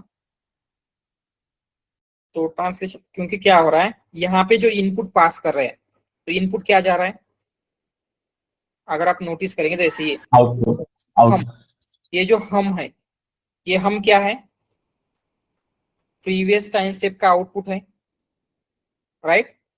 तो यहाँ पे एक्चुअल में क्या पास हो रहा है, जो प्रीवियस टाइम स्टेप में आउटपुट मिला था वो यहाँ पे एज ए इनपुट जा रहा है, राइट।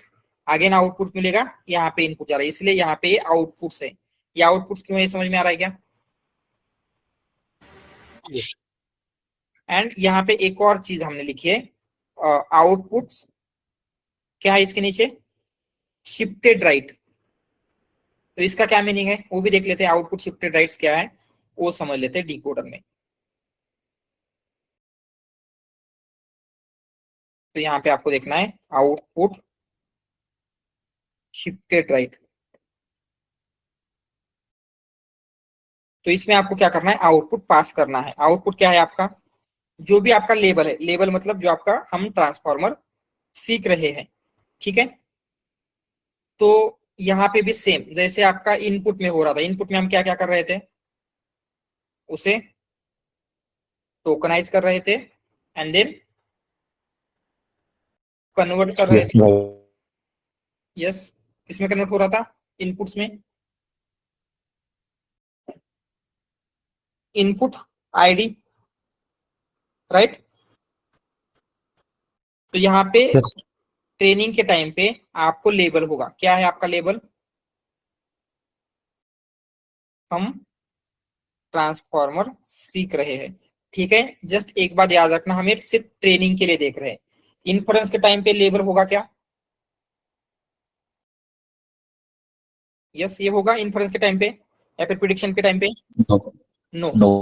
अभी के लिए ये जो ट्रेनिंग में कैसे वर्क होता है सिर्फ वो देख रहे हैं, इन्फ्रेंस का भी हम आगे देखेंगे, बट ये जो भी देख रहे हैं हम सिर्फ ट्रेनिंग के टाइम पे देख रहे हैं। तो ट्रेनिंग के टाइम पे आपके पास लेबल प्रेजेंट है, तो हम क्या करेंगे, उन लेबल को टोकनाइज करेंगे। तो टोकनाइज में क्या आएगा, ऐसा होगा क्या, हम ट्रांसफॉर्मर सीख रहे हैं, ठीक है। देन ये जो शिफ्टेड राइट है इसका क्या मतलब है ये हम समझेंगे। तो हम इस टोकन में कुछ ऐड कर रहे थे, जो स्पेशल टोकन है कौन से थे, EOS EOS and SOS and EOS and UOS। तो जब आप ये SOS एंड UOS ऐड कर रहे हो तो ये जो है वो राइट में शिफ्ट हो रहे हैं क्या। इफ यू नोटिस यहाँ पे हम का इंडेक्स क्या है, 0, बट आप स्पेशल टोकन ऐड करने के बाद क्या हुआ है, ये राइट में शिफ्ट हुआ है एंड हम बना है। सेम एवरी टोकन का ऐसे ही हुआ है क्या, एक और राइट में शिफ्ट हुए सबके सब, यस। तो यहाँ पे आउटपुट शिफ्टेड राइट, तो इसका मीनिंग समझ में आ रहा है,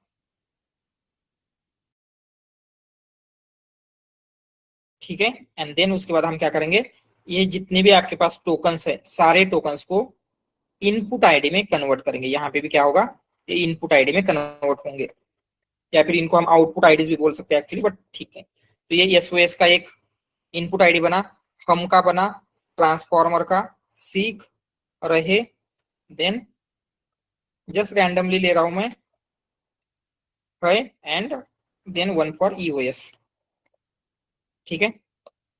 तो ये इनपुट आईडीज क्रिएट हुई। तो ये आउटपुट में क्लियर है, यहाँ पे क्या हुआ इस स्टेप पे। देन नेक्स्ट स्टेप क्या है, आउटपुट एम्बेडिंग। क्या होता होगा यहाँ पे, जो आपकी इनपुट आईडी है, यस,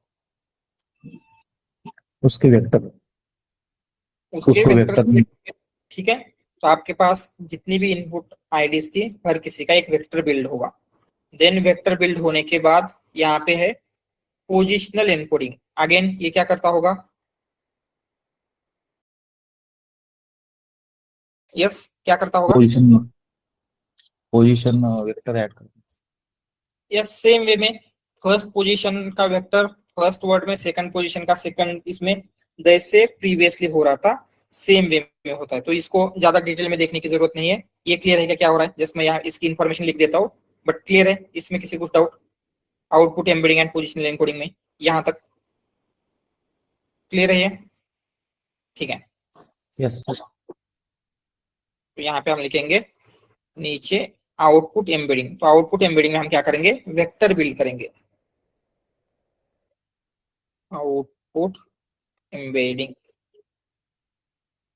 आउटपुट एम्बेडिंग में क्या है, हम सिर्फ कुछ वेक्टर ले लेते हैं, जैसे SOS का वेक्टर हम सिर्फ S बोलेंगे, देन हम का वेक्टर होगा H, ट्रांसफार्मर का T, सीक का ओके दो आ रहे हैं तो सीक का SI लेते हैं, रहे का R रहेगा, देन है का HA लेते हैं एंड EOS का E लेंगे। तो ये क्या है, these are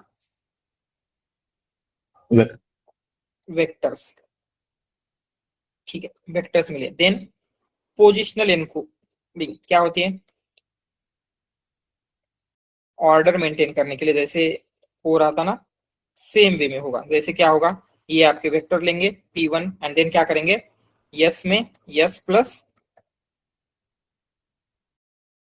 P1 H plus P2 then T plus P3 SI plus P4 R plus P5 HA plus P6 E plus P7। ठीक है, यहां तक क्लियर है? Then next will move on to the next step. Next step कौन सी है? तो यहाँ पे ये भी लिख लेते हैं, ये क्या था, आउटपुट एम्बेडिंग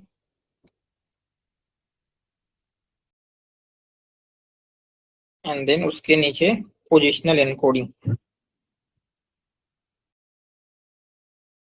ऑल राइट, ये हो गया। सो अभी इतना आपका डिकोडर का इनपुट पार्ट स्टार्ट हुआ एंड यहां से आपका एक्चुअल में डिकोडर स्टार्ट हो रहा है, राइट? तो डिकोडर में सबसे फर्स्ट कंपोनेंट क्या है? यहाँ पे थोड़ा सा मैं जूम कर लेता हूँ, नाम दिख रहा है, क्या है? Mask multi head attention. तो ये तो आपको पता है, what is this multi head attention, क्या होता है and why we use it?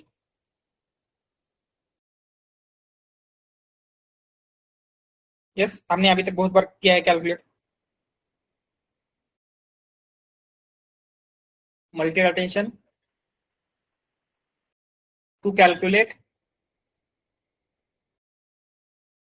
Complexity of language, right? And यहाँ पे ये जो इनपुट आ रहा है इसमें 3 एरोस क्यों है?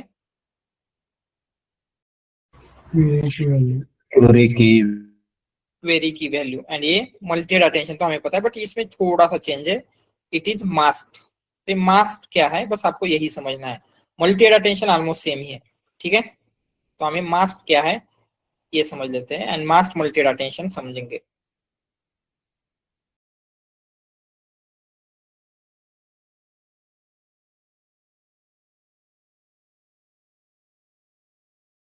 एंड ये हम किस लिए देख रहे हैं अभी तक? Only for training, right? हमने अभी इन्फ्रेंस पे नहीं देखा है, सिर्फ ट्रेनिंग के लिए देख रहे हैं। तो ट्रेनिंग के टाइम पे आपके पास डेटा अवेलेबल है क्या सारा का सारा? ठीक है, तो इसमें स्टेप्स क्या होती है? पहले जस्ट आपका अटेंशन यानी मल्टी हेड अटेंशन की स्टेप्स लिख लेते हैं। क्या है एमएचए की स्टेप्स, क्या है मल्टी हेड अटेंशन की? पहले ये जो आपका सेंटेंस है ये वाले ले लेते हैं, ठीक है? ये आपका वेक्टर्स है, ये आपके वेक्टर्स यस हम ट्रांसफॉर्म सीख रहे हैं, ये वेक्टर्स है, इनको हमने क्वेरी की वैल्यू में स्प्लिट किया। देन नेक्स्ट क्या होगा? Dot product between query and की, इससे आपको मिलेगा जो भी आपका स्कोर है। स्कोर को स्क्वायर रूट ऑफ डीके से डिवाइड करेंगे, स्केल करेंगे, देन शॉर्ट मैक्स से पी मिलेगा and P into we output मिलेगा। तो अगर कंसिडर आपको सिर्फ इस हम वर्ड का निकालना है, ये जो आउटपुट है, ठीक है, उसको हम बोलेंगे y ऑफ हम। तो क्या आएगा? यस, ऐसे आएगा क्या? P1 into v of SOS plus P2 into क्या आएगा?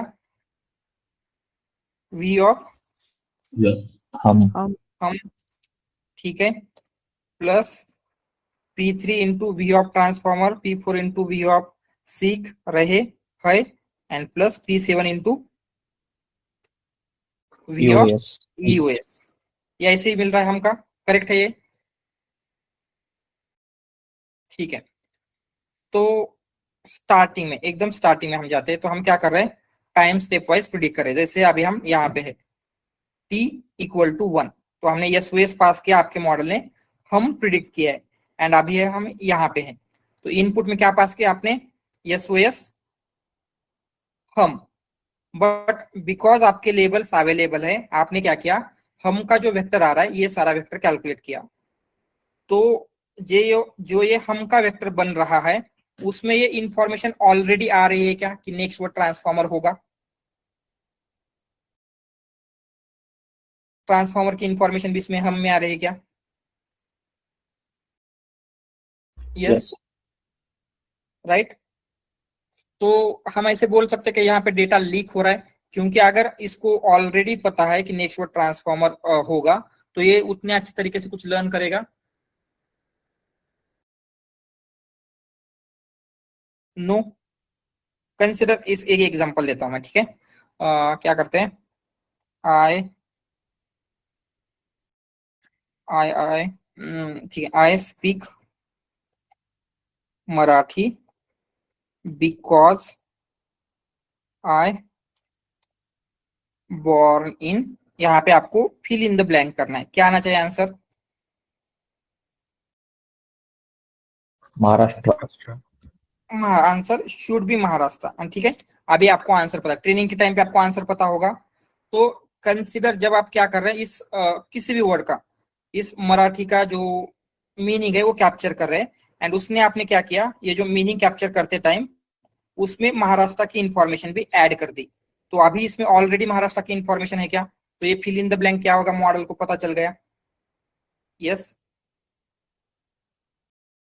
समझ में आ रहा है ना?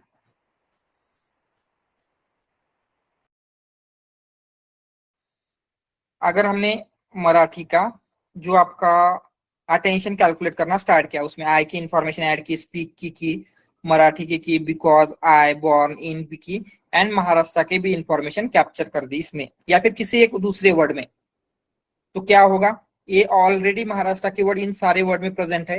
तो इससे ये प्रिडिक्ट करने के लिए आपके मॉडल को कुछ लर्न करने की जरूरत नहीं, क्योंकि इसमें ऑलरेडी महाराष्ट्र की इंफॉर्मेशन प्रेजेंट है।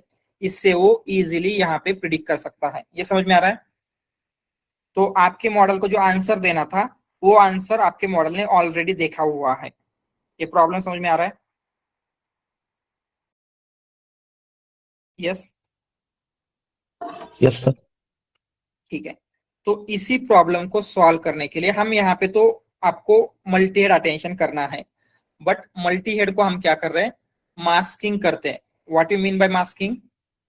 जो भी आपके फ्यूचर के वर्ड्स हैं, व्हाट आर फ्यूचर वर्ड, जैसे हम के लिए फ्यूचर के वर्ड कौन से हैं? ट्रांसफॉर्मर। सीख रहे हैं, ऑल दिस थिंग्स। तो जब आप हम का वेक्टर कैलकुलेट करोगे तो आप क्या करते हैं, फ्यूचर का कोई भी वर्ड यूज नहीं करोगे, सिर्फ इतने से ही क्या होगा, हम का वेक्टर कैलकुलेट, अटेंशन कैलकुलेट करोगे। एंड इसी को हम बोलते हैं मास्किंग, क्योंकि ये जो फ्यूचर वर्ड्स है हमने उनको मास्क कर दिया है। यही होता है मास्क मल्टी हेड अटेंशन। समझ में आ रहा है क्या? सो इसके आगे की सारी इंफॉर्मेशन क्या होगी, प्लस सिंपली ये जो भी था आगे का उसको हम क्या करेंगे, we replace that with mask. मतलब ये इंफॉर्मेशन अभी लीक होगी क्या फ्यूचर की? नो। समझ में आ रहा है मास्क मल्टी अटेंशन क्या है एंड क्यों कर रहे हैं, हम क्या कर रहे हैं एग्जैक्टली? यस, क्लियर है? तो इसके बारे में थोड़ी सी इंफॉर्मेशन लिखते हैं, व्हाई, ये क्यों कर रहे हैं हम, टू प्रिवेंट, क्या प्रिवेंट करने के लिए, फ्यूचर इंफॉर्मेशन। गेटिंग लीक्ड, ठीक है, फ्यूचर इंफॉर्मेशन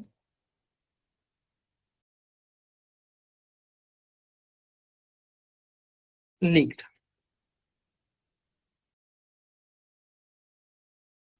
ठीक है, उसके लिए हम क्या कर रहे हैं, व्हाइल कैलकुलेटिंग अटेंशन क्या करेंगे,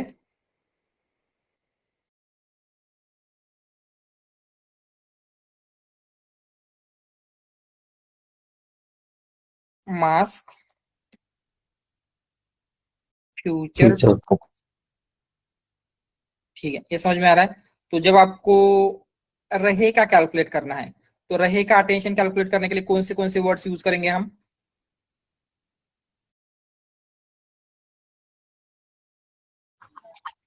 हम ट्रांसफॉर्मर सीख रहे yes, EOS।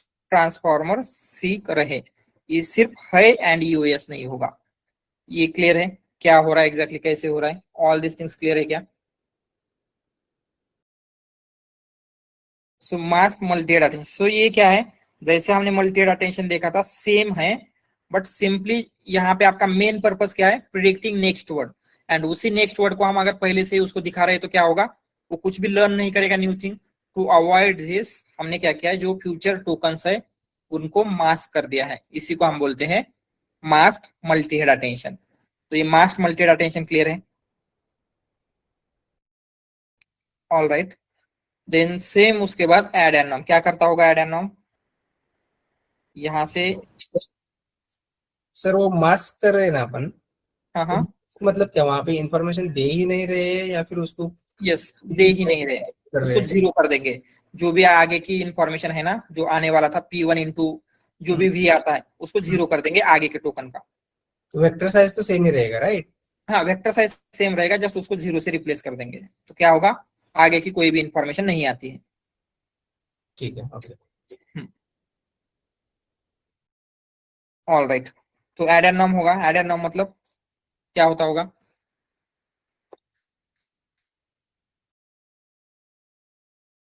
Yes layer normalization and previous जो इनपुट है उसको हम ऐड कर देंगे।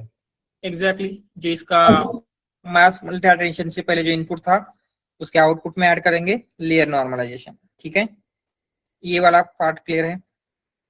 देन आफ्टर दैट अगेन यहाँ पे कुछ दिख रहा है, व्हाट इज दिस, ये भी फेमिलियर है क्या, ये मल्टी हेड अटेंशन, ठीक है। तो अभी अभी मल्टी हेड अटेंशन देखा था, one more multi head attention, ये क्यों कर रहे हैं हम, तो इसमें थोड़ा सा नोटिस करेंगे तो क्या हो रहा है, यहाँ पे इस मल्टी हेड पे फोकस करते हैं, ये एनकोडर के, ठीक है, एनकोडर के मल्टी हेड में क्या हो रहा है, यहां से आपके तीनों एरो आ रहे हैं, राइट। इवन यहाँ पे मास मल्टी हेड अटेंशन में क्या हो रहा है, यही से तीनों एरो आ रहे हैं, बट इसमें अगर चेक करेंगे तो क्या हो रहा है, दो एरो इस साइड से आ रहे हैं, एक एरो यहां से आ रहा है, तो इसका मीनिंग क्या हो सकता है, क्या लगता है, cross attention. Exactly exactly right. So ये वाला एंड ये वाला कौन सा है, सेल्फ अटेंशन, बट ये क्या है, इट इज क्रॉस अटेंशन, ठीक है। एंड क्रॉस अटेंशन में क्या होता है कि एक सेंटेंस से आती है एंड देन सॉरी क्वेरी एक सेंटेंस से आती है, की एंड वैल्यू दूसरे सेंटेंस से। तो यहाँ पे क्या हो रहा है, क्वेरी कहां से आ रही है, जो आपका हिंदी सीक्वेंस है या फिर जो डिकोडर है, एंड की एंड वैल्यू कहां से आ रही है, जो आपका इंग्लिश सीक्वेंस है या फिर जो आपका एनकोडर का वेक्टर है। ये समझ में आ रहा है क्या, दिस वन मल्टी अटेंशन, ठीक है। तो इसके बारे में लिख लेते हैं मल्टी हेड अटेंशन, बट ये कौन सा है, क्रॉस वाला।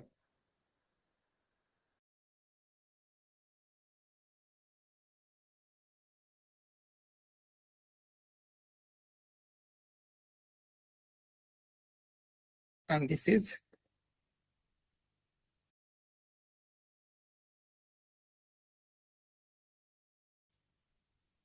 ठीक है। देन यहाँ पे क्वेरी कहां से आ रही है,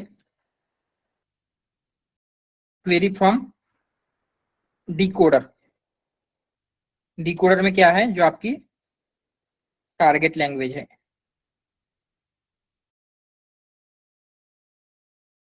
ठीक है। एंड देन की and value from source language या फिर एनकोडर, इतना ही है, बाकी सारी स्टेप क्वेरी का की का डॉट प्रोडक्ट होगा, स्केलिंग होगी, देन जो भी प्रोबेबिलिटी आएगी उनका वैल्यूज के साथ मल्टीप्लिकेशन होगा, all the weights all things are same, ठीक है। तो यहाँ पे हम बेसिकली क्या कर रहे हैं, जो आपका टारगेट लैंग्वेज है उस टारगेट लैंग्वेज को प्रिडिक्ट करने के लिए जो एनकोडर का सीक्वेंस है वो देख रहे हैं, ठीक है। सो यहाँ पे समझ में आ रहा है क्या, क्रॉस अटेंशन, इतना ही, ज्यादा कुछ नहीं उसमें, थोड़ा सा टेंशन है, ठीक है, क्लियर है ये?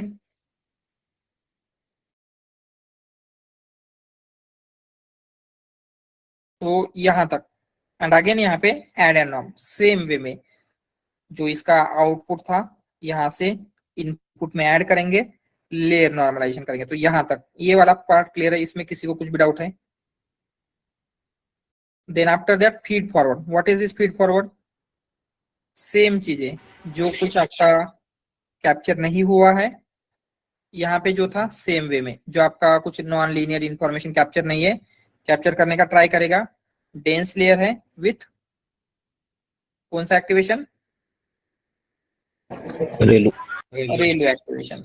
एंड अगेन यहाँ पे ऐड एंड नॉर्म है, ये भी क्या करेगा, जो फीड फॉरवर्ड में इनपुट था उसके आउटपुट में ऐड करेगा, उसको नॉर्मलाइज करेगा। इतना है। तो यहाँ पे जो डिकोडर का ये वाला पार्ट है कंप्लीट, ये क्लियर है अभी? इसमें किसी को डाउट? All clear? ठीक है, now we will move on to the next part, that is this important part. This is क्या है ये? Linear and softmax. तो ये लीनियर शॉर्ट मैक्स क्या है वो देखेंगे। तो हमने देखा था शॉर्ट मैक्स हम कहाँ पे यूज करते हैं, यहाँ पे multi class. Multi class classification का प्रॉब्लम होगा। एंड शॉर्ट मैक्स आपको आउटपुट में क्या देता है?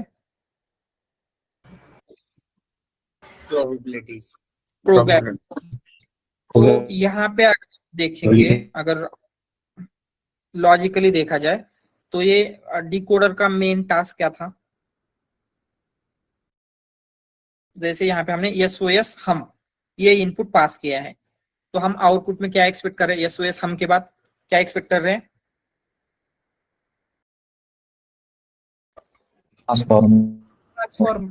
ट्रांसफॉर्मर एक्सपेक्ट कर रहे हैं। तो क्या हम ऐसे बोल सकते हैं, यहाँ पे आपके पास बहुत सारे वर्ड है, ठीक है, उन बहुत सारे वर्ड को हम बोलेंगे वोकैबुलरी। सो वोकैबुलरी में जितने वर्ड्स हैं, उन वोकैबुलरी में से उनमें से एक वर्ड को आपको एज अ नेक्स्ट वर्ड उस वर्ड की प्रोबेबिलिटी देनी है। उनमें से मतलब वोकैबुलरी में कंसीडर 10,000 वर्ड है, तो out of those 10,000 word next word कौन सा होगा, ये आपके मॉडल को प्रिडिक्ट करना है। यहाँ पे बोल सकते हैं यस। तो इसीलिए ये शॉर्ट मैक्स है। शॉर्ट मैक्स क्या कर रहा है, वोकैबुलरी में जितने भी वर्ड्स है हर एक वर्ड के लिए वो प्रोबेबिलिटी देगा, ठीक है। वोकैबुलरी में कंसीडर फर्स्ट वर्ड है, फर्स्ट वर्ड की प्रोबेबिलिटी कितनी, नेक्स्ट वर्ड होने की, सेकंड वर्ड की कितनी, थर्ड वर्ड की कितनी, and out of all this कौन सा वर्ड हम as a next word consider करेंगे? The word with highest probability. With maximum probability. तो यही हो रहा है यहाँ पे शॉर्ट मैक्स में। तो मे भी आपको लग सकता है लीनियर क्या है, ठीक है। तो अगर आपको याद होगा, जब हम बाइनरी क्लासिफिकेशन करते हैं, आउटपुट लेयर में कितने न्यूरॉन होते हैं?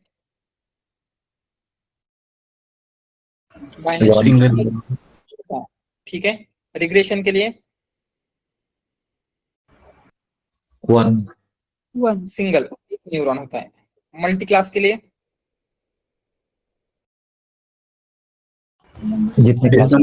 Based on classes. जितने नंबर ऑफ क्लासेस है उतने न्यूरॉन्स होंगे। तो ये लीनियर लेयर क्या है, बेसिकली आपके पास जितने क्लासेस है उतने न्यूरॉन्स है, इसमें उतने लॉजिक्स क्रिएट करेगा, ठीक है। तो हमारे पास कितने क्लासेस है?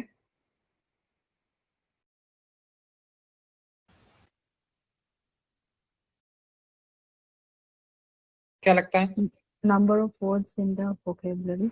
एग्जैक्टली आप में आपकी जितनी वोकैबुलरी है उतने आपके क्लासेस है। तो हम यहाँ क्या बोलेंगे, लीनियर लेयर में कितने न्यूरॉन्स होंगे? यहाँ पे जितने आपके वोकैबुलरी में यूनिक टोकन्स है, एंड उससे अगेन जो भी लॉजिक्स आएगा उसको शॉर्ट मैक्स में देंगे। शॉर्ट मैक्स क्या करेगा, हर एक वर्ड की प्रोबेबिलिटी देगा।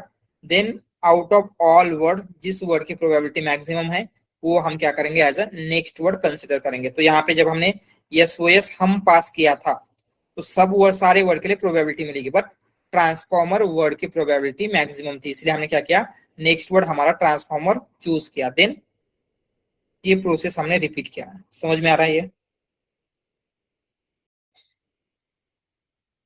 सो लीनियर एंड शॉर्टमैक्स का मेन रोल क्या है, नेक्स्ट वर्ड कौन सा होगा उसकी प्रोबेबिलिटी देना, ठीक है। तो ये क्या करेगा, लीनियर एंड शॉर्टमैक्स, लीनियर एंड शॉर्टमैक्स क्या कर रहा है, यहाँ पे लिखते हैं give probability of each token in vocab। किस बात की प्रोबेबिलिटी है ये, ऑफ बीइंग नेक्स्ट वर्ड होने की प्रोबेबिलिटी है, ठीक है। And then out of all this probability हम नेक्स्ट वर्ड कैसे चूज करेंगे, token with highest probability is the next word. ये समझ में आ रहा है क्या। एंड इसी तरीके से क्या होगा, ये सारी प्रोसेस रिपीट होगी। कब तक चलती रहेगी, जैसे यहाँ पे क्या होगा, स्टार्टिंग में हमने SOS पास किया, ठीक है, यहाँ पे हम देखते हैं SOS पास किया, देन ये सारी स्टेप्स होगी, ये मास मल्टी एड अटेंशन ये सब कुछ होगा, देन नेक्स्ट वर्ड प्रिडिक्ट करेगा। SOS के बाद एक किसने क्या प्रिडिक्ट किया, हम, ठीक है। तो इनपुट में क्या पास करेंगे, SOS हम, तो ये सारी प्रोसेस होगी। देन ये आउटपुट में क्या देगा, ट्रांसफॉर्मर। तो अगेन हम क्या करेंगे, SOS हम ट्रांसफॉर्मर यहां से एज ए इनपुट पास करेंगे, देन होल प्रोसेस होगी। आउटपुट में क्या देगा, सीक, राइट। देन अगेन क्या करेंगे, SOS हम ट्रांसफॉर्मर सीक, सारी प्रोसेस होगी, देन ये रहे देगा। तो ये ऐसे कब तक चलता रहेगा ये लूप, जब तक आउटपुट में आपको EOS नहीं, जैसे ही EOS मिल गया ये जनरेशन स्टॉप हो जाएगा, एंड जो भी उसने प्रिडिक्ट किया था वो आपका final as a output show होगा, जो आपने इनपुट दिया था उसका ट्रांसलेशन आपको मिल गया। तो ये होल आर्किटेक्चर क्लियर है क्या, जो भी हमने देखा क्या हो रहा है कैसे हो रहा है, इसमें किसी को कुछ डाउट। सर सॉफ्टमैक्स का तो क्लियर हो रहा है, वो लीनियर का एक बार फिर से बताइए। यस, ठीक है। तो क्या होता है, जैसे हमने देखा था आउटपुट लेयर में कितने न्यूरॉन्स चाहिए, जितने आपके पास क्लासेस है, ठीक है। तो कंसिडर ये वही न्यूरॉन है, हम डायरेक्टली शॉर्टमैक्स नहीं लगा सकते, आपको शॉर्टमैक्स में कुछ इनपुट देना पड़ेगा, एंड उस इनपुट्स को हम क्या बोल रहे थे, इवन हमने अटेंशन के इसमें भी देखा था, लॉजिट्स, राइट। तो लॉजिट्स कितने चाहिए, जितनी आपको प्रोबेबिलिटी चाहिए, ठीक है। तो अगर आपको 10,000 प्रोबेबिलिटी चाहिए तो कितने लॉजिट्स चाहिए, 10,000। तो हो सकता है यहाँ पे आपने कितने वर्ड पास किए थे, मे बी 3, 4, तो उनको आपको क्या करना है, 10,000 लॉजिट्स में कन्वर्ट करना है उसलिए। या फिर अभी ऐसे कंसिडर कीजिए, आपकी एक हिडन लेयर है, ठीक है, हिडन लेयर में, इस हिडन लेयर में आपने 20 न्यूरॉन्स रखे हैं, बट आपको क्लासेस प्रिडिक्ट करने के लिए आउटपुट लेयर में 3 अगर क्लासेस है तो आउटपुट लेयर में 3 ही न्यूरॉन चाहिए क्या, यस। तो इस हिडन लेयर में जो 20 आउटपुट था, उस 20 आउटपुट को हम क्या कर रहे हैं, 3 आउटपुट में कन्वर्ट कर रहे हैं यूजिंग दिस आउटपुट लेयर के न्यूरॉन। समझ में आ रहा है। तो सेम वे में यहाँ पे क्या हो रहा है, जितने आपके क्लासेस है, जितने आपके नंबर ऑफ वोकैबुलरी है, उतने न्यूरॉन्स हम दे रहे हैं, सो दैट उतनी प्रोबेबिलिटीज मिल सके। यस सर वो तो मतलब फीड फॉरवर्ड में हम नंबर ऑफ न्यूरॉन सेट भी कर सकते हैं ना। यस, मतलब हम कर सकते हैं, बट हमें क्या चाहिए, लीनियरिटी कैप्चर करने के लिए कंसिडर हमें यहाँ पे कुछ ज्यादा या कम न्यूरॉन्स चाहिए, तो हम वो आउटपुट लेयर के अकॉर्डिंगली कर रहे हैं क्या। तो ये हिडन लेयर है एंड ये आउटपुट लेयर है, ऐसे कंसिडर कीजिए। तो आपके उस लेयर में भी, मतलब न्यूरल नेटवर्क में भी हम ऐसे कर सकते थे, हिडन लेयर में ही उतने न्यूरॉन रखना, तो स्पेसिफिकली आउटपुट लेयर करने की क्या जरूरत है। तो आउटपुट लेयर में हम क्या करते हैं, ऐड करते हैं, सो दैट हिडन लेयर में डिफरेंट फीचर कैप्चर हो एंड आउटपुट लेयर से आपका आउटपुट प्रिडिक्ट हो। सर इस लेयर में भी क्या एक्टिवेशन फंक्शन काम करेगा, मतलब इस लेयर का एक्टिवेशन फंक्शन ही शॉर्टमैक्स है। ओके ठीक है। तो सर, वही जैसे- करते हैं हम मल्टी क्लास क्लासिफिकेशन। जो आपके 5 न्यूरॉन्स होते हैं, उन 5 न्यूरॉन्स में एक्टिवेशन शॉर्ट मैक्स देते हैं, राइट। तो सेम है, तो ये दोनों एक ही है एक्चुअली। ये आपका न्यूरॉन प्लस उसका एक्टिवेशन है जस्ट। यस धनंजय, एक और डाउट आता है, एक और डाउट यहाँ से बनता है कि जैसे आउटपुट हमारा यहाँ से आया, फिर वही इनपुट बन जाता है। तो करेक्ट। स्टार्टिंग में हम ओनली एसओएस पास करते हैं, तो स्टार्टिंग के टाइम पर ही केवल मास्क मल्टी एक्सटेंशन काम करता है, इसके बाद मास्किंग का काम तो हट जाता है। हाँ, तो ये इनफरेंस के टाइम पे हट जाएगा, राइट, क्योंकि अभी आपको लेबल पता नहीं है। बट जब आप ट्रेनिंग कर रहे हैं, ट्रेनिंग के टाइम पे आपको लेबल पता है क्या, आउटपुट क्या होगा, क्योंकि आपको टीचर फोर्सिंग करनी थी। तो इसका जो आउटपुट आ रहा है वो आउटपुट भी आपको चेक करना होगा करेक्ट है या नहीं। तो ट्रेनिंग के टाइम पे आपको आउटपुट पता है क्या, नेक्स्ट क्या आने वाला है, समझ में आ रहा है। Yes sir. तो इन्फरेंस के टाइम पे ये मास्किंग ऑटोमेटिकली हो जाती है, आपको स्पेसिफिकली कुछ करने की जरूरत नहीं, क्योंकि आपको फ्यूचर के वर्ड पता ही नहीं है। बट ट्रेनिंग के टाइम पे क्या है, आपको फ्यूचर वर्ड्स पता है, तो उनको हम मास्क कर रहे हैं। ऑलराइट,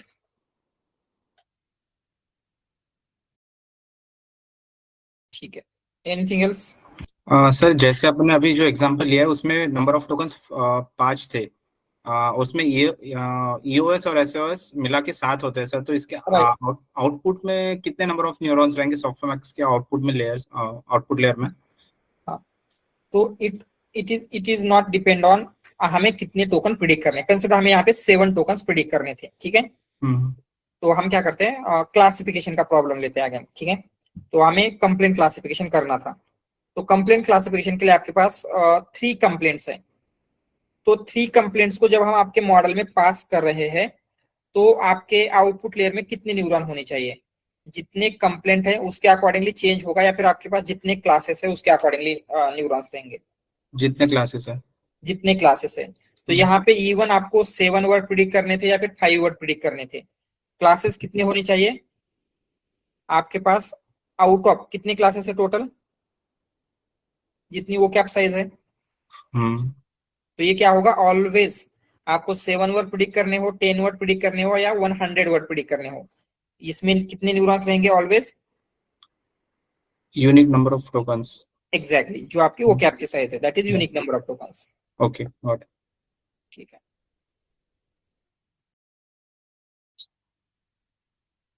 क्लियर है एवरीथिंग नाउ?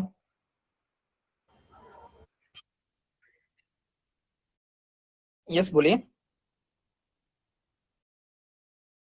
सर हम ये एडवांस अटेंशन भी देखने वाले क्या, ये एमक्यू जीक्यू जो सिलेबस पे मेंशन यस है? यस यस यस देखने वाले हैं, आएगा वो आगे। पहले ये जो हमने देखा आर्किटेक्चर, पहले ये क्लियर है क्या? सर यहाँ पे जो यस बोलिए। सर मल्टी हेड अटेंशन के ऐड एंड नॉर्म लेयर में सिर्फ क्वेरी वेक्टर क्यों जा रहा है, उसमें उसके रेसिडुअल में की एंड वैल्यू वेक्टर भी जाना चाहिए डिकोडर में। Right right. तो हमने जो आउटपुट बिल्ड किया है, यहाँ पे जो आपको आउटपुट मिलने वाला है, वो की या फिर वैल्यू के लिए मिल रहा है क्या, ओनली क्वेरी के लिए ही मिल रहा है। एप्पल के क्वेरी के लिए हम उसका वेक्टर बिल्ड कर रहे थे, राइट राइट। तो इसमें क्या जा रहा है, जो आउटपुट मिलेगा उसका इनपुट ऐड करना है। तो जैसे हमने अटेंशन के टाइम पे देखा था, जब आपको एप्पल का मीनिंग कैलकुलेट करना है, तो एप्पल की क्या ले रहे थे हम, क्वेरी, राइट। तो एप्पल के क्वेरी से हमने एप्पल का आउटपुट बिल्ड किया है। तो यहाँ पे भी ऐसे हो रहा है, क्वेरी से आउटपुट मिला है, राइट। तो जिससे आउटपुट मिला है वही इनपुट हम ऐड करेंगे। ऑल राइट, यस ठीक है। यस गणेश, आप कुछ बोल रहे थे? सर वो एन क्या है सर, एन क्या रिप्रेजेंट करता है इधर? हाँ हाँ, तो यहाँ पे एन एन बोल रहे ना आप? हाँ हाँ, तो यहाँ पे क्या होता है, ये जो चीजें हमने सिर्फ सिंगल टाइम देखी है, तो ये भी जैसे मल्टी डेटा टेंशन होता है ना, तो यहाँ पे इसके आगे इसका डायरेक्टली यहाँ पे नहीं होता, तो यहाँ पे क्या होता है, ऐसे ही एनकोडर के मल्टीपल स्टेप्स होते हैं, इवन डिकोडर के भी मल्टीपल स्टेप होते हैं, वो एन है, ठीक है। ओके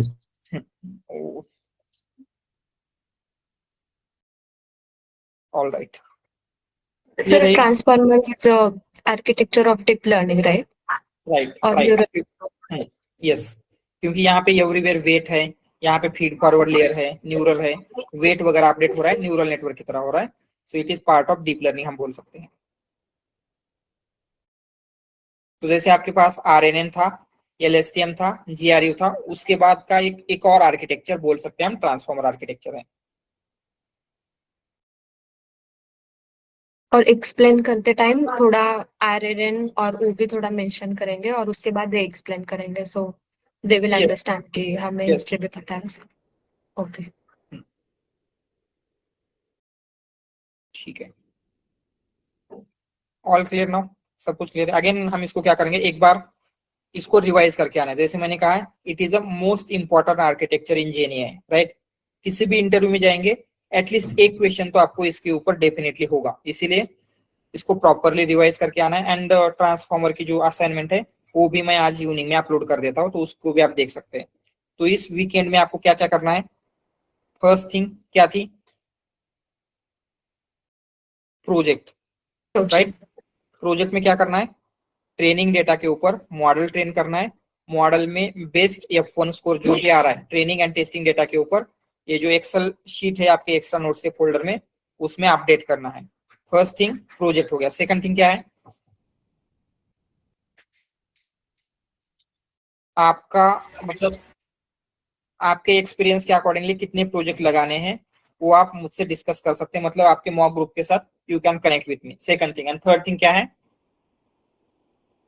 ट्रांसफॉर्मर आर्किटेक्चर को रिवाइज करना है, ठीक है। अगेन हम मंडे को एंड टू एंड ये जो भी हमने देखा है, जैसे हमने अटेंशन के साथ देखा था वन नोट में, सेम वे में इनपुट से लेके आउटपुट तक कैसे हो रहा है, all this things we will see. All right,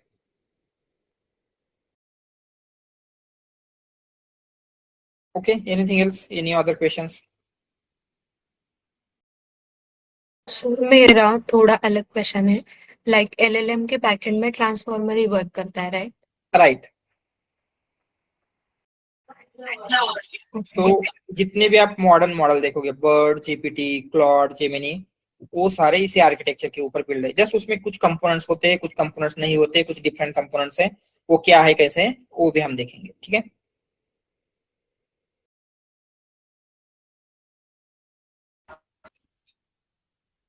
okay then, so question में हाँ हाँ बोलिए। ये भी थोड़ा सा आउट ऑफ टॉपिक है, जैसे कुछ transformer cable encoder based transformer होते हैं, राइट, कुछ केबल डिकोडर बेस्ड भी होते हैं, तो क्या हम वो भी कवर करेंगे एग्जांपल्स के साथ देखेंगे? यस यस, वो भी कवर होगा।